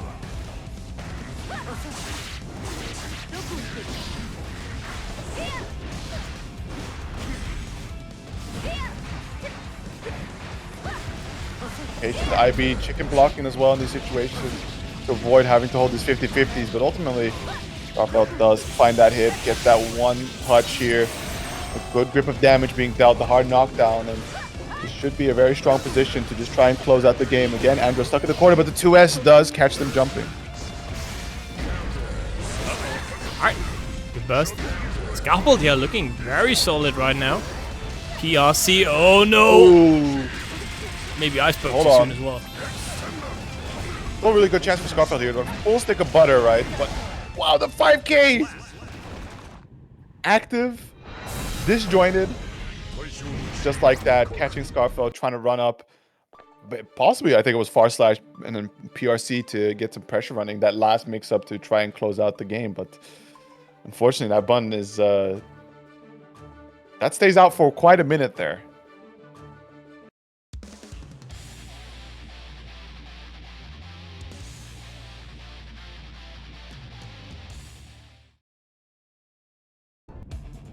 Duel 1. Let's rock. To Skarfelt, demonstrating the ability to start things off very aggressively with a lot of hits secured, but in that comeback factor from Andros so far, on him awarded this first game, so it's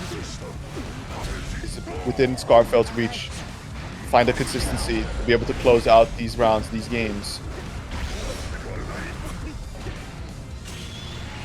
Alright, we're just going to get into the air, but it didn't matter much. And now you find yourself in the corner, right? And Skarfelt pressuring in.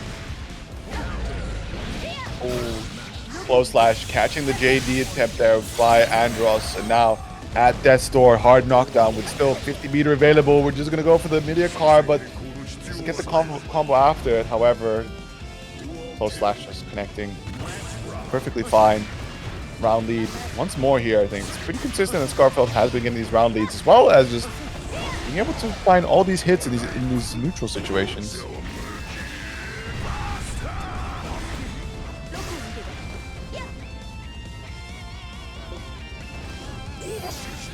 Oh, back whiff, but not quite able to get that whiff punish. The wall here, though. Can confirm. Ooh. Wow, what? If the timing was just slightly off, because even then Skarfelt was just holding that block there with the FD going, but missed time, I suppose, with the guard crush.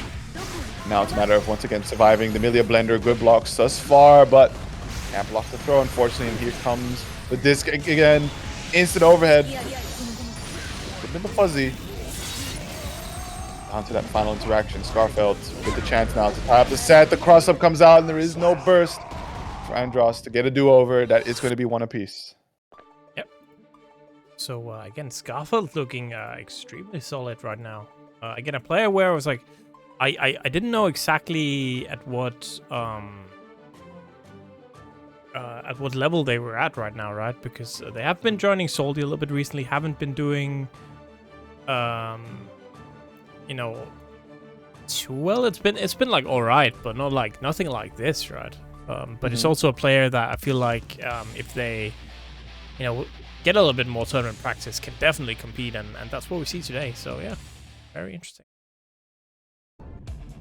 Sometimes the potential is all there, but player be their worst enemy. And oh my goodness, what a way to start things off. And just had that, well, enough of just the early game starts here from Skarfelt being able to take a ton of HP. With Andros in a pretty precarious guessing situation, and now starting to interact a little harder with these pod busters. And already speed run of a round to go Andros' way. Round start. Just counter there, the double trade. Jumping in, now we're pressuring. And the back throw. Another one. Oh! Good game. No life at all here to play around with. Oh my days. Andros. Like, oh, AD. Unfortunately, due to that earlier deflect shield, there is no burst gauge remaining for Skarfelt. Burst out, and that is going to be the third game. Going Andros' way 2-1 so far. Yeah. That one was a bit more brutal. That was kind of what we come to expect more from Andros, but I guess it's also a situation where he was willing to gamble a little faster earlier, establish that life lead where it's like, okay, now I have a very good control over what's about to play out next. I mean, it is again just one of those matchups where if you do get that one hit as Potemkin, you're just gonna do so much damage, and it's something that's just how the matchup plays. And it's something that you just have to accept, right, as a Millia, and that means that you can get rounds where, as we saw in that game 3, the Millia just completely explodes. Oh, low converge as well. 3 hits and all that damage.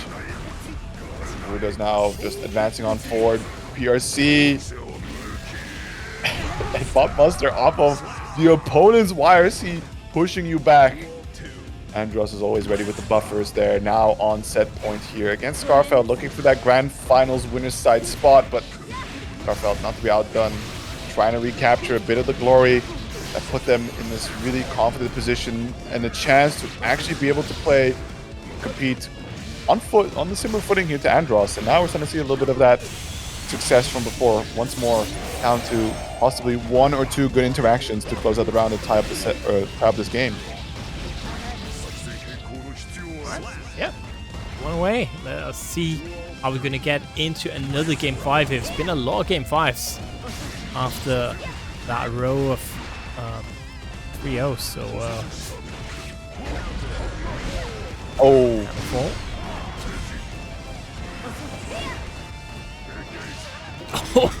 the hitbox, man.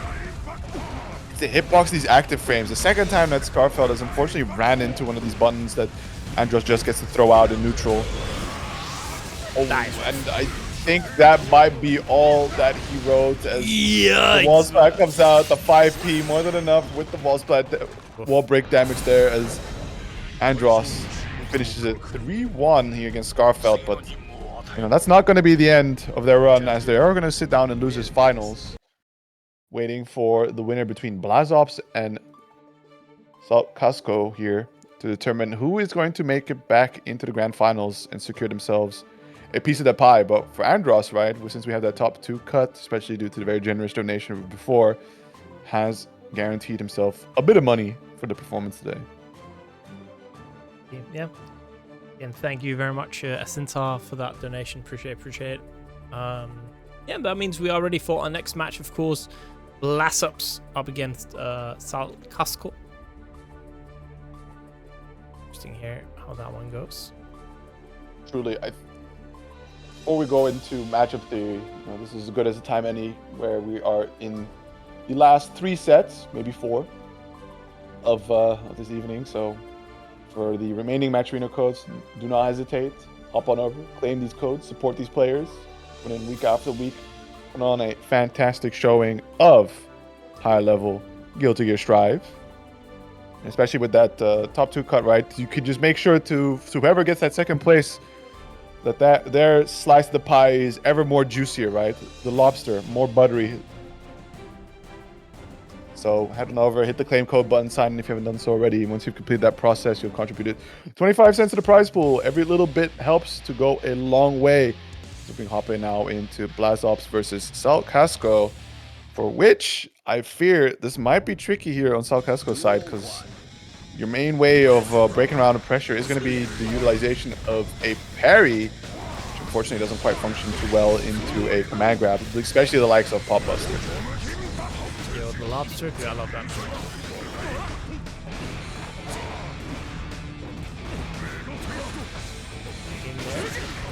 Again, yeah, just the pressure from Blazobs. Not letting up at all, and that's going to be first round very, very quickly. Duel 2. Let's rock.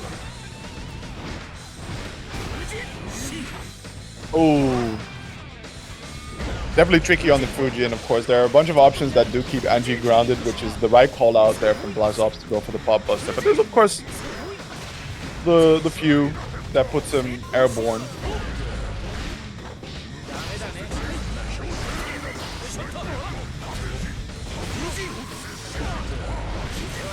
Counter hit, and yes, Salkazko just with the burst right away, gonna get the overhead there.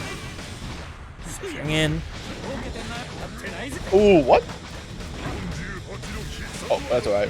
On a Pop Buster nevertheless. Not enough tension to be able to RC, maybe go for a side swap here. Slight disadvantage here for Blazobs, but we do just slide on forward the jump scare down to that last touch required. We're on the table, and we're going to send out the Gigantor. Hold him down, but we try to twirl our way through the JDs. Getting in the air. And the flick. Little frame trap action. Getting Salkazko pressing it at the wrong time. Yep. So, pretty comfortable 1-0 there for Blazobs. That's solid.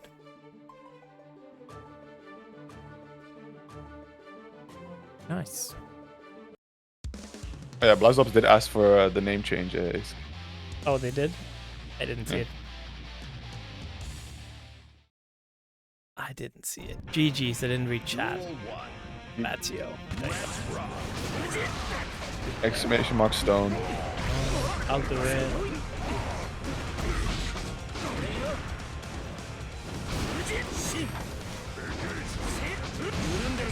Alright. Ooh, oh, okay. Throw being shimmied, but not punished. However, catching the next option here. Good bit of damage. But man, through the clash, still going in Blazobs' favor. And a little bit of meter, keeping the Hammerfall safe. Already all of that tension utilized just to keep the pressure going. But screen space is being commanded here by Blazobs, but a beautiful jump out by Salkazko. Is going to avoid the Pop Buster. Try and find these final touches here to close out the round.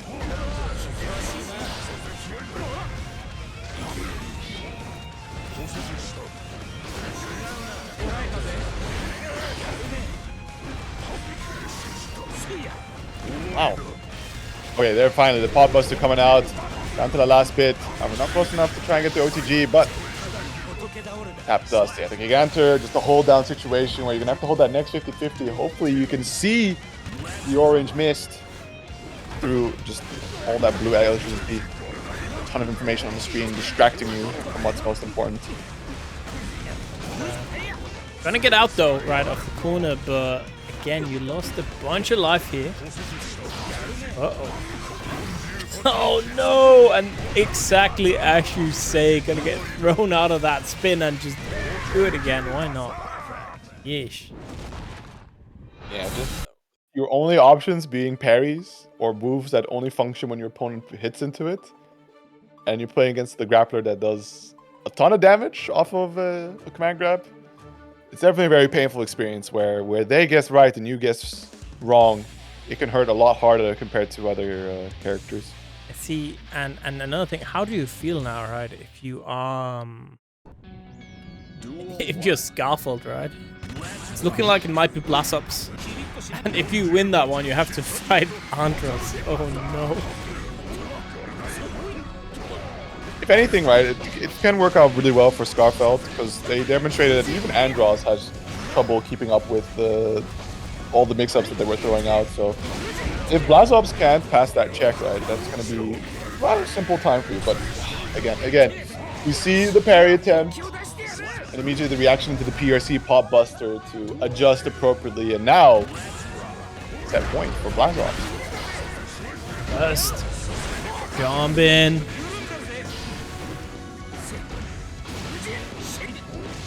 Anti-air, there we go.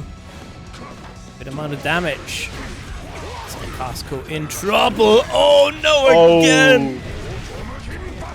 Close enough for OTG? No, just a walk forward. Menacing as always. The flick does catch. 5P, not able to get the anti-air there, but the JD somehow not in the parry window. Able to secure that last touch there as Blazobs is going to close it out 3-0, moving on into that losers finals to face off against Skarfelt, lining up, as you said, the Potemkin gauntlet from losers finals to grand finals. You know what?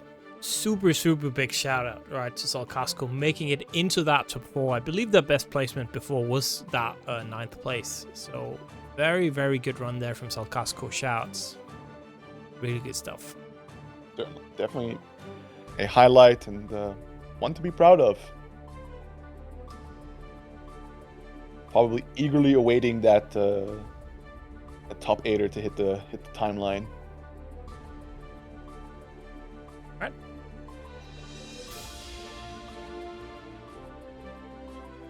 It's going to be, of course, our losers finals here. Both players already lined up to play. Love to see it. These are the tournament veterans, right? You know, they're just ready right away.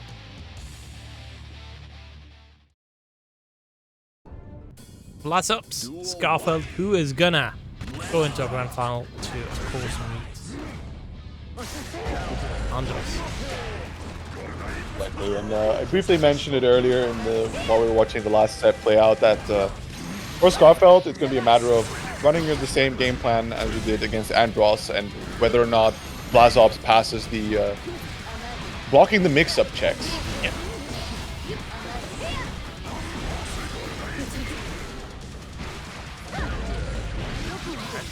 That's going to be a good start here. Stairs. See, it is the Millia with the life lead, but I would actually say it's the Potemkin right now that has the life lead.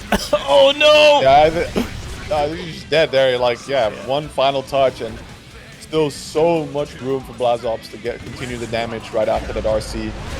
And what a close slash there. Big anti-air to reach the half your health gone. Gonna go for the deflect shield here to create a bit of space, not allowing Blazobs free pressure off of the Garuda, and the similar situation that we saw Salkazko fall to the Garuda PRC Pop Buster.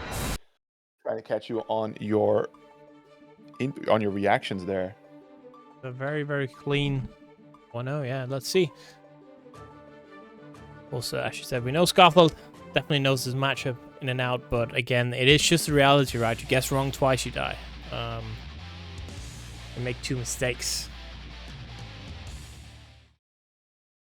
Be interesting how this matchup has turned out, definitely. I feel like, you know, as you said, the RC scaling changes on Potbuster and stuff like that probably made an even bigger impact on these low life characters, because now the amount, already before, right, it took so much life away from you, but now with it being unscaled, it's just like absolutely crazy.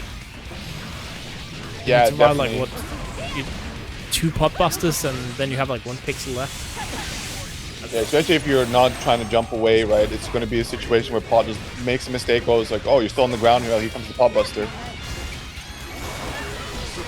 Go for the Gold Burst, create a little bit of space here. The Gigantor coming out, and now just going to try and menacingly walk back, right? We see a lot of jumping to ensure that the free jump doesn't happen there, as the fastfall getting tagged out by the heat tackle. And I'm still on the very light. Ooh, hold on. Oh dear.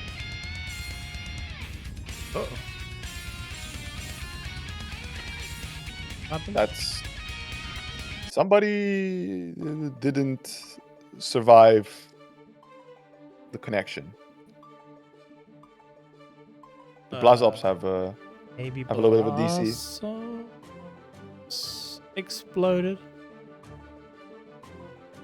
Looks to be the case. Well, we're having a bit too good of a top 8. Let right? me. For the culture. Yeah, exactly.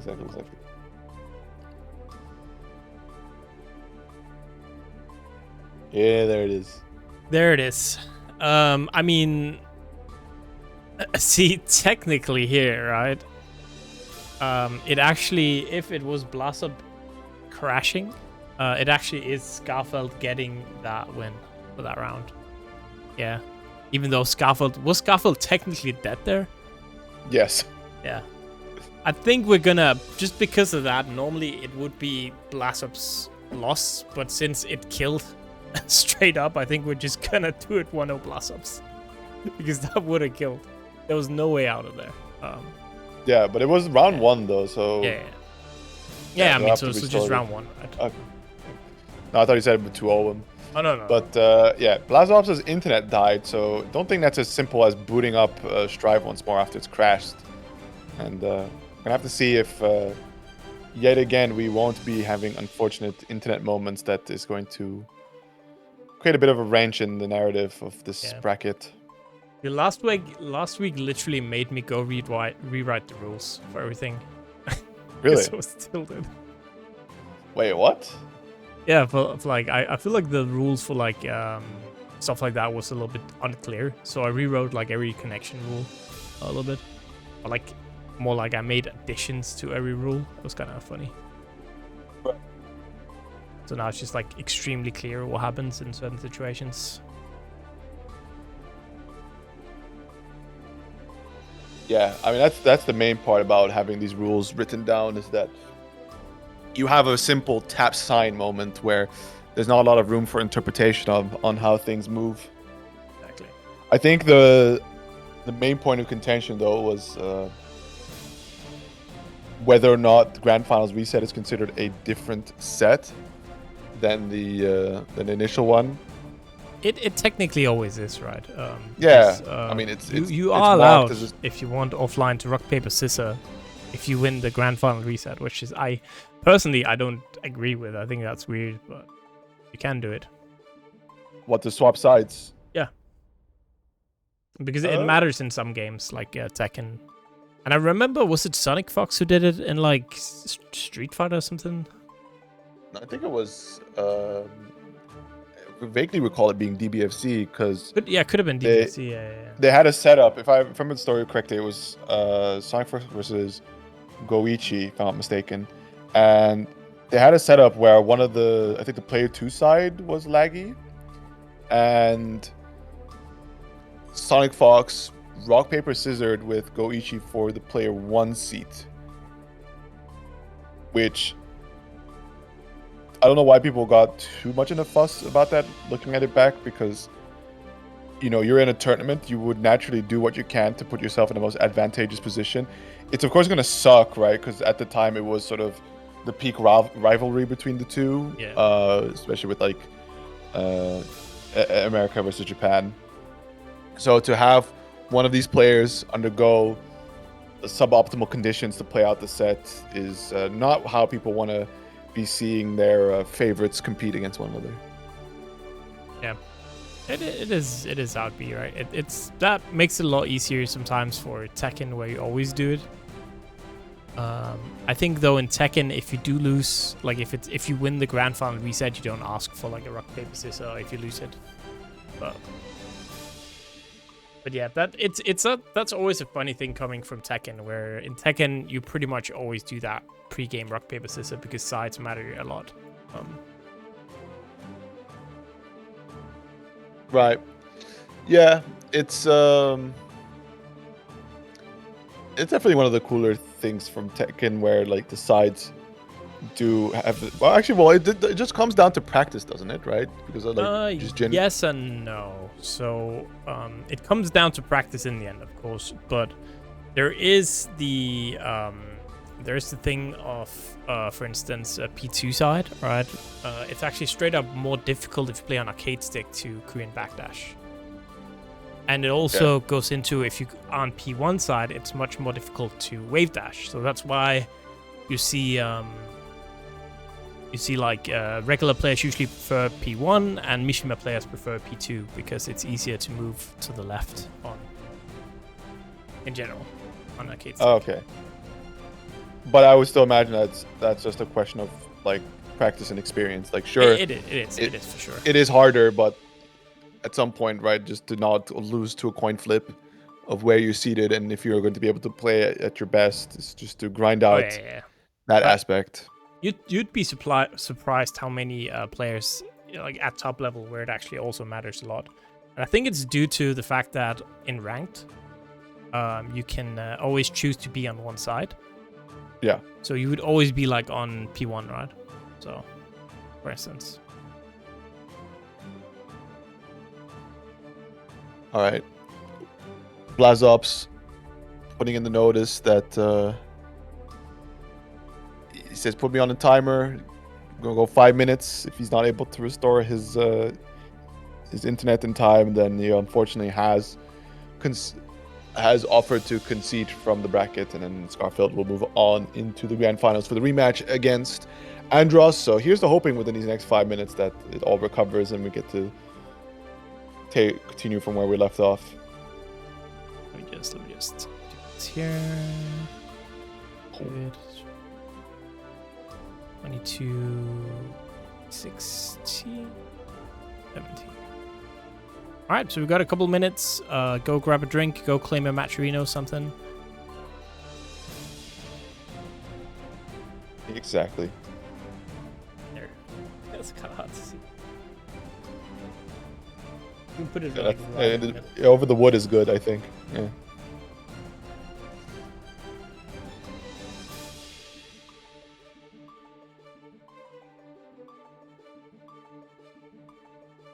It seems like very fitting somehow.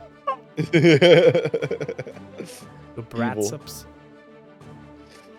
I mean, we are a little bit early, anyways. I feel like it's not too late. Like it has definitely been later brackets, right? It's only 10. Oh, for sure. Kind of crazy. Yeah, it's funny to say as well. Like this isn't really a Strive Earth moment, as it's more so just just like it is not a Strive Earth moment at all, actually. No, yeah, which we had a really clean bracket in terms of connections.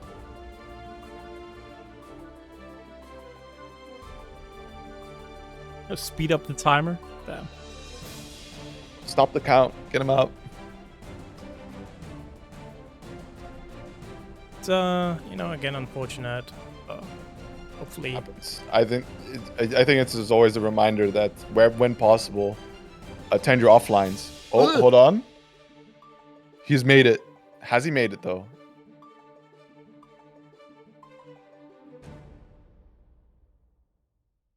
We said we back, baby. Typed it out.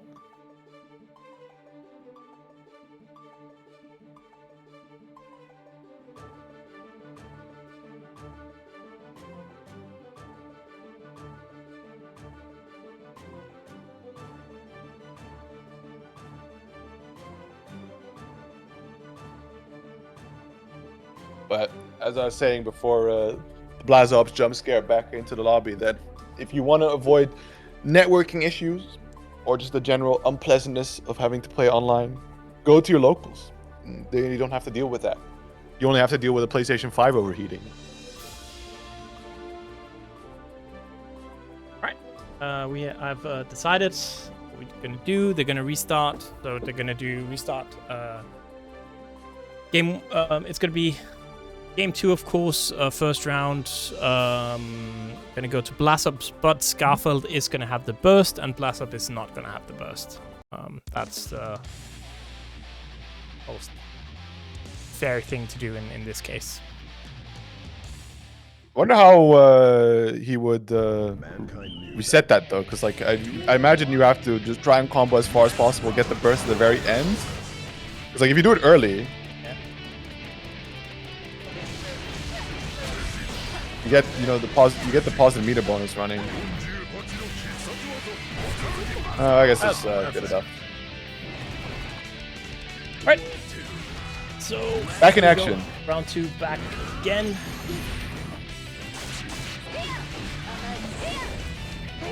Playing patiently. Bill Skarfelt starting off things nicely. Finds the throw in the corner of the low, just barely tagging, getting the launch off of the disc there. Putting up some nice damage. So this is Potemkin, of course, where there may be a significantly larger health bar on the side for Millia, but one good pop buster combo, and that can quickly change.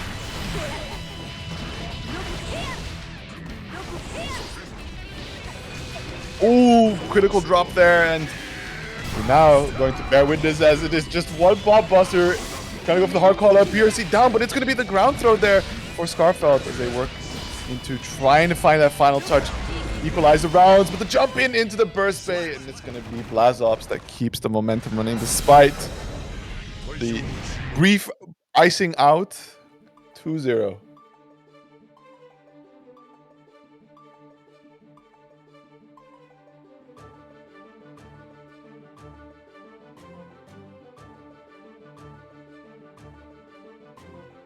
All right.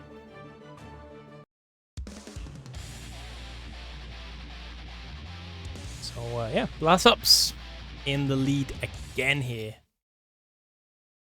On our way now. We're moving on into our grand finals. Let's see what Skarfelt can do. They can do anything here. Starting off with a great clean anti at the 5P for the conversion. Immediately, Blazobs with the burst. Trying to deny momentum, or just in general, being in a position where you are going to have to play with a lot more risk due to not having a whole lot of HP. But now with the square advantage, right? It'll be Skarfelt that has to make these approaches, which these Blazobs in a comfortable position, right? Your opponent that has to overextend, take risks on coming towards you, makes for a very happy Potemkin.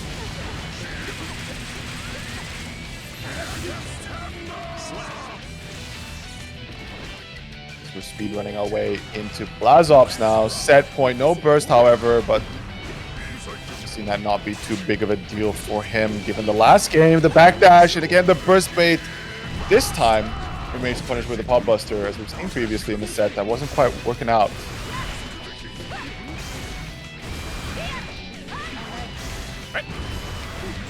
Final chance to Bad Moon connects. Blazobs. What are you gonna do here? Stuck in the corner. Gonna get thrown. Very nice. Skarfelt not giving up. Another Bad Moon, just risking it all here. Having nothing, right? No tension, no nothing to make that safe. It was blocked. Yeah, and a full stick of butter. Blazobs immediately just pushing on for his heat tackle. Red RC, keep yourself safe. Garuda trying to fly forward, but careful air movement from Skarfelt. It's just going to barely dance around that projectile.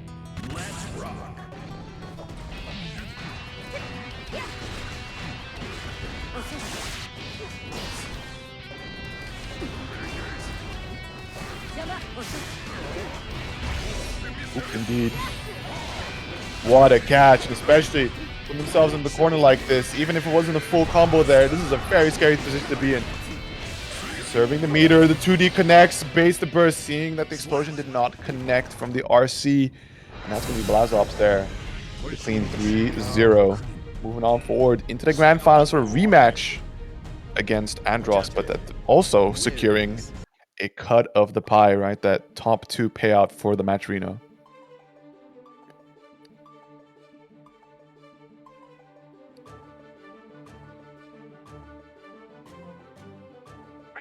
So yeah, that means we are gonna go to our top 2. So interesting matchup here. The run back Andros, Mr. 11 goes up against the Blazobs. And it's crazy. I thought we were done with this, the Potemkin meta, but apparently it's just crawled right back into us under our noses here.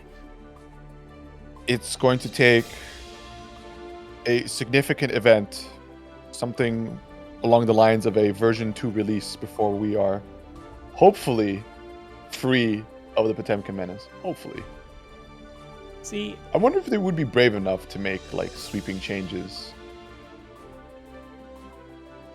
See, I feel like they should just buff Axel a lot, right? and make the matchup impossible for Potemkin to play. That'd be good.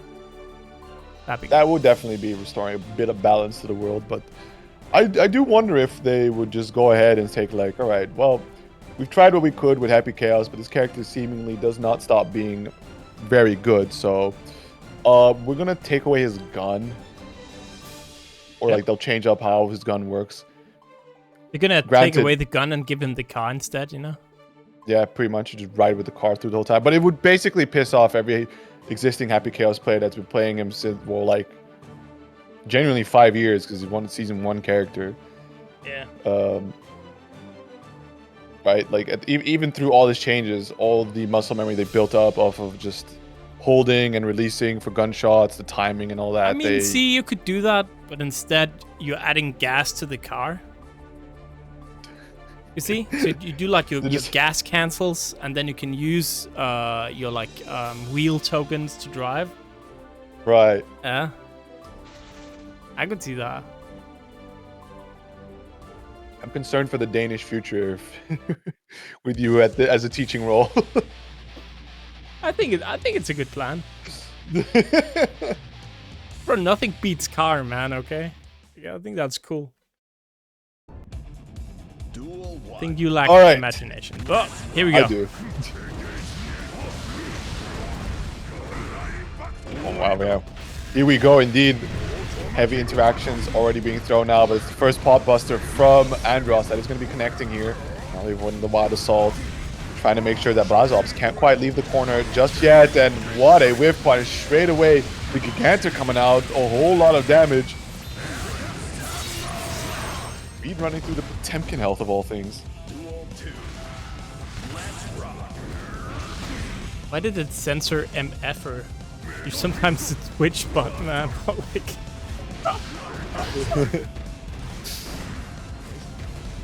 that word is not very cozy. It has it's very mean. Just waddling back and forth here. Playing out that footsie, neither one wanting to commit too greatly here, but it is Andros here with the health disadvantage, so has to make the advance at the end of the day. You can see Blazobs just trying to push away, create a bit of space, get a different opportunity to close the gap, and just like that, clean hits, the heat tackle for the corner carry, and the stagger pressure, find these openings. Andros, smartly, not utilizing the burst, sees that it's futile. Trying to go for a heroic play here.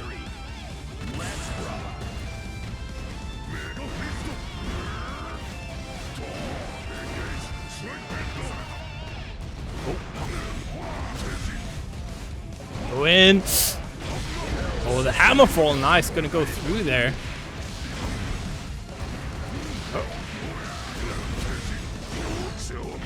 Oh, what a snatch to the deep leg shield. Great damage coming out here. Going to the heavily Potemkin Buster, and that should be all that Andros wrote here for game one, number one. I don't think that Potemkin, even with all his defense and health, is going to be able to survive this one.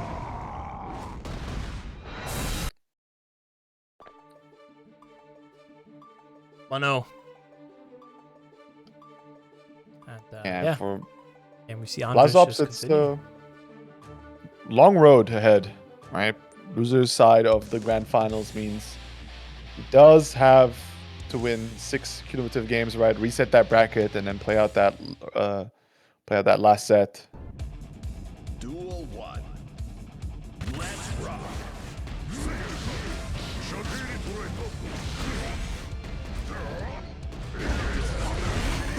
Big counter hit, yeah. Gonna have to go for the burst there to not suffer too much damage, or maybe even outright lose the round there.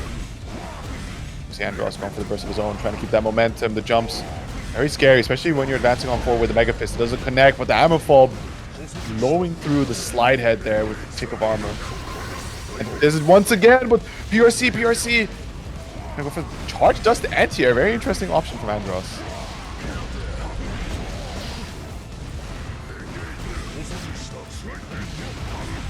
like that.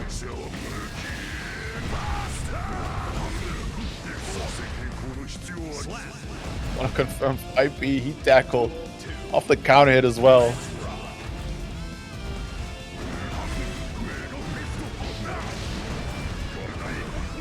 through the connect. Oh, that's a big whiff. All right, wait a second. Blazobs gonna get some damage here.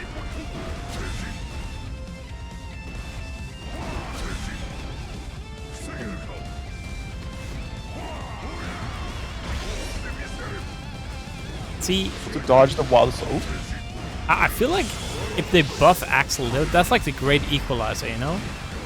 If Axel can beat the speedsters, if Axel can beat the grapplers, then Axel can keep everyone in check. I think that'd be good.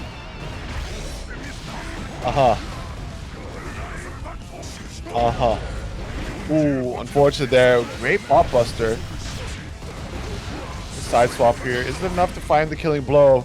Andros seeing a pretty good situation for himself despite the ever so slight life disadvantage. Takes a big hit here. The 5P, enough HP to be able to tank through, but the OTG is not off the kill. The flick being able to blow through. Chip damage there. Andros clutching it out there. 2-0 right now.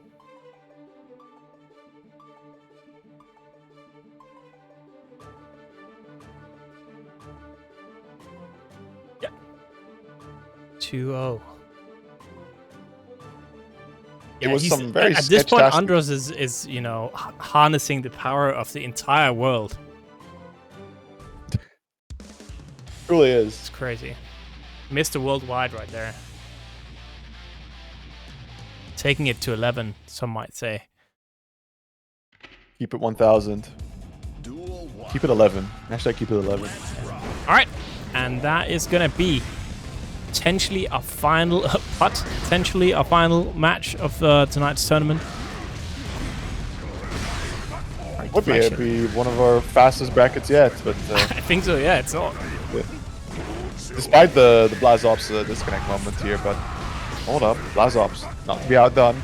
The pop buster, able to do a significant amount of damage. Now it's Andros on the back foot, has to take some risks, try and mount this comeback. And the JD as a late overhead, especially on counter hit, dealing some good damage.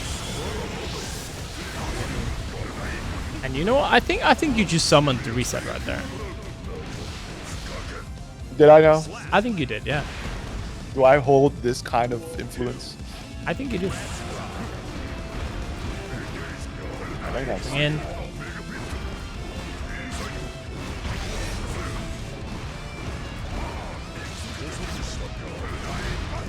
Delay on the 2D, catching Blazobs there, trying to go for the Kara Buster, but the jumps doing good. Side swap, good damage coming out here now. Has Andros trapped in the corner.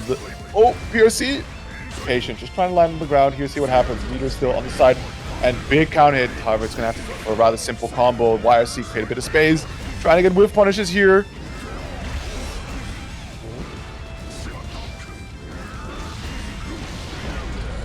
Oh wow, the armor of the heat tackle. Being able to blow through here.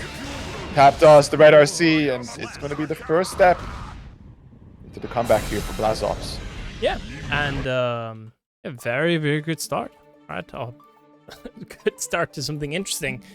Let's see if Blazobs can keep it going or if that's all she wrote. Interesting. There is a chance here.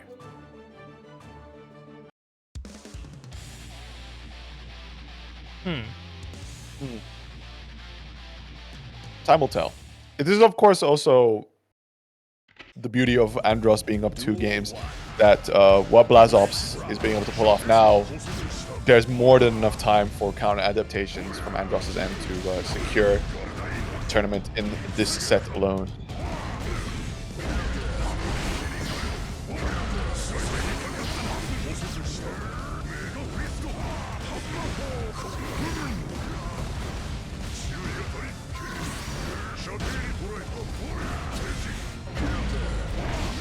Nice big openings here.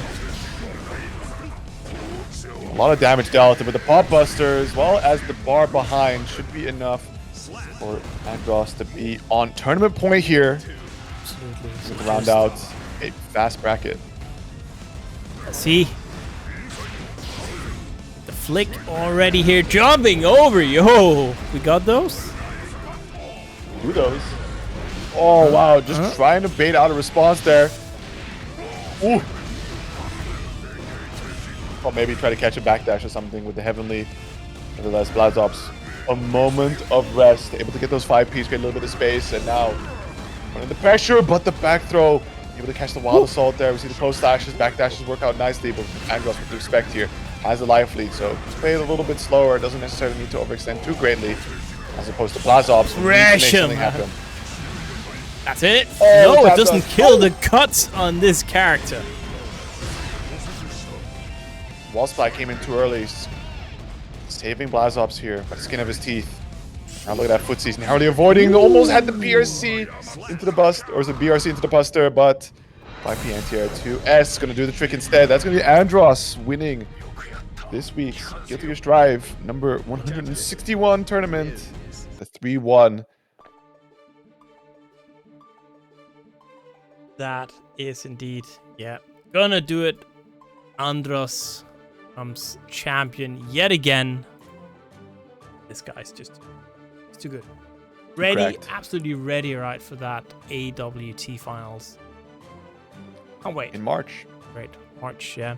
It's gonna be in 2 weeks. The 20th, 21st, 22nd. It's very, very soon. You got Exactly. 2 Soldies left, potentially. Yeah, to get your practice in. Depends on what the scheduling is like for them to fly over to Korea, but at the very least, one more Salty. So, yeah, everybody stay tuned. This is the culmination of a season's worth of hard work from all these players. Ooh, angle it into the beak. There we go. And, sip, sip. For everybody interested, of course, there's going to be the main Arc World Tour stream, but I've heard word that there is going to be plenty of co-streams, so definitely there are options available in your own native language for sure. And to join in on some people, sharing a bit of their personality while watching the full action. And with that being said, of course, do you have anything end the stream on, Yoker? I say. Yeah, for sure. So while the AWT finals is a few weeks away, and that marking the end of the season, a lot of events are gearing up as the start of the new season is more than certainly ahead. So for the EU side of things, I will be at Headstomper. Or not Head Stomper. I will be at Headstomper though. Hey, any dates, Ace? Any dates? But no, I will be at Hessen Crash, the other event that starts with the letter H, in June. So definitely pull up for your stopper in Germany. Come say hi.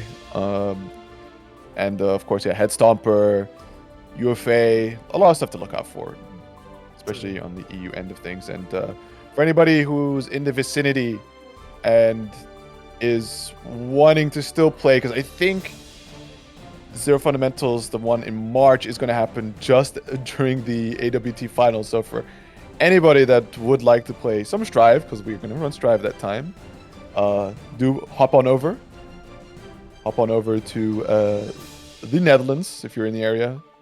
Come say hi once more. But otherwise, I will understand because it's AWT finals. You want to catch the full series, the full action. You are forgiven. All right. So I guess we're gonna raid somebody. Is Blazobs still gonna be streaming? Raid Blazobs. Yeah, why not? Let's go to Blazobs' stream. Second place for today. And